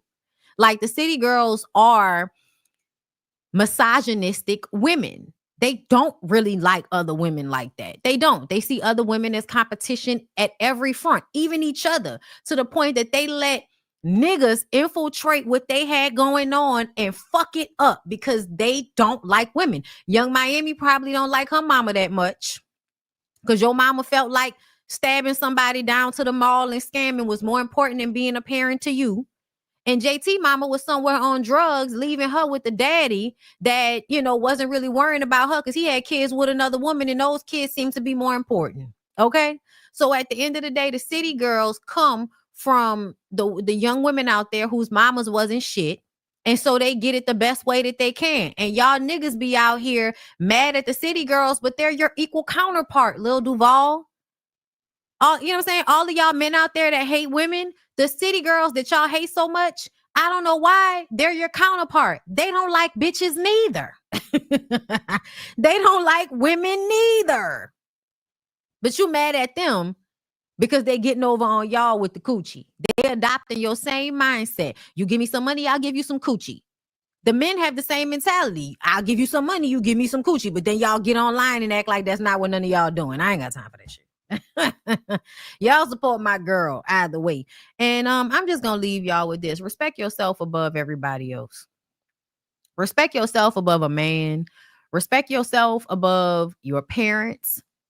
Respect yourself above everybody else, because everybody else is always gonna do whatever the fuck they want to do for themselves. Understand? Okay. All right. Negra Linda, thank you for becoming a member, my love. I appreciate you. Janae Vibes, thank you for being a member for 10 months. Ain't nothing wrong with paying for peace. I know that's right. Girl, I pay for convenience and peace very easily. That's why I need more money. So I can pay for even more peace. Hey Talia, thank you for the super chat. There have been worse things done and said that Meg is very aware of and doesn't respond to. Why would she be mad enough to confront someone like Winnie about a post? Were they close friends? Exactly, Talia, which is why I don't believe it on some because it just don't make no sense. Ebony Johnson, thank you for becoming a member. Kaisha, hey my boo, what's going on? Let them know, Bondi, you can't sit with us, okay? You're not like Hey, Cynthia, thank you for the super chat. Private pages and also making it where you can't add them back. I hate those cowardly NABs with a passion. Girl, you and me both, because you know they love arguing with us on the internet. Janae, thank you for being a member for 28 months. Bondi, she lied. Stormy didn't get arrested. She just wanted to come at Mel. BT dropped the charges. I know. Girl, I know. Y'all didn't even know. I got arrested. Harassing communication. Girl, shut the fuck up. Betty, shut up. Because you acting like Betty. DeQuasia, thank you for the super sticker. Pink Petals, thank you for becoming a member of my YouTube channel. Thank you, girl.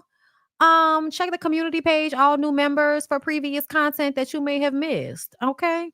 Jerry M. Travels, thank you for the super chat. Cam dates women like Jazzy, who he calls an ex-thot, his ex-Kia, an ex-stripper, and BM Lorania, I guess, an ex-Insta model, and tries to turn them into his mama, a pastor's wife. It's sick. And child, we know that mama probably didn't have no happy life. We know that mama didn't have no happy life. We know Cam's mama was over there being wrung through the fucking trenches. And so he felt like every woman has to be, ran through the washing machine and dryer and dragged through the fucking mud and ran through the washing machine and dryer again, in order for him to view them like his mom, some ever, long-standing abused woman that he puts on a pedestal because of all of the years that she was abused and stayed quiet about it. I don't give a fuck about being put on a pedestal by a nigga that look like he don't wash his hair enough for me. I don't give a fuck about being put on a pedestal by any man that thinks my abuse is what's going to exalt me. Suck a dick. All right, y'all. With that being said, I appreciate y'all for coming through for another BondyBlue show. You heard me.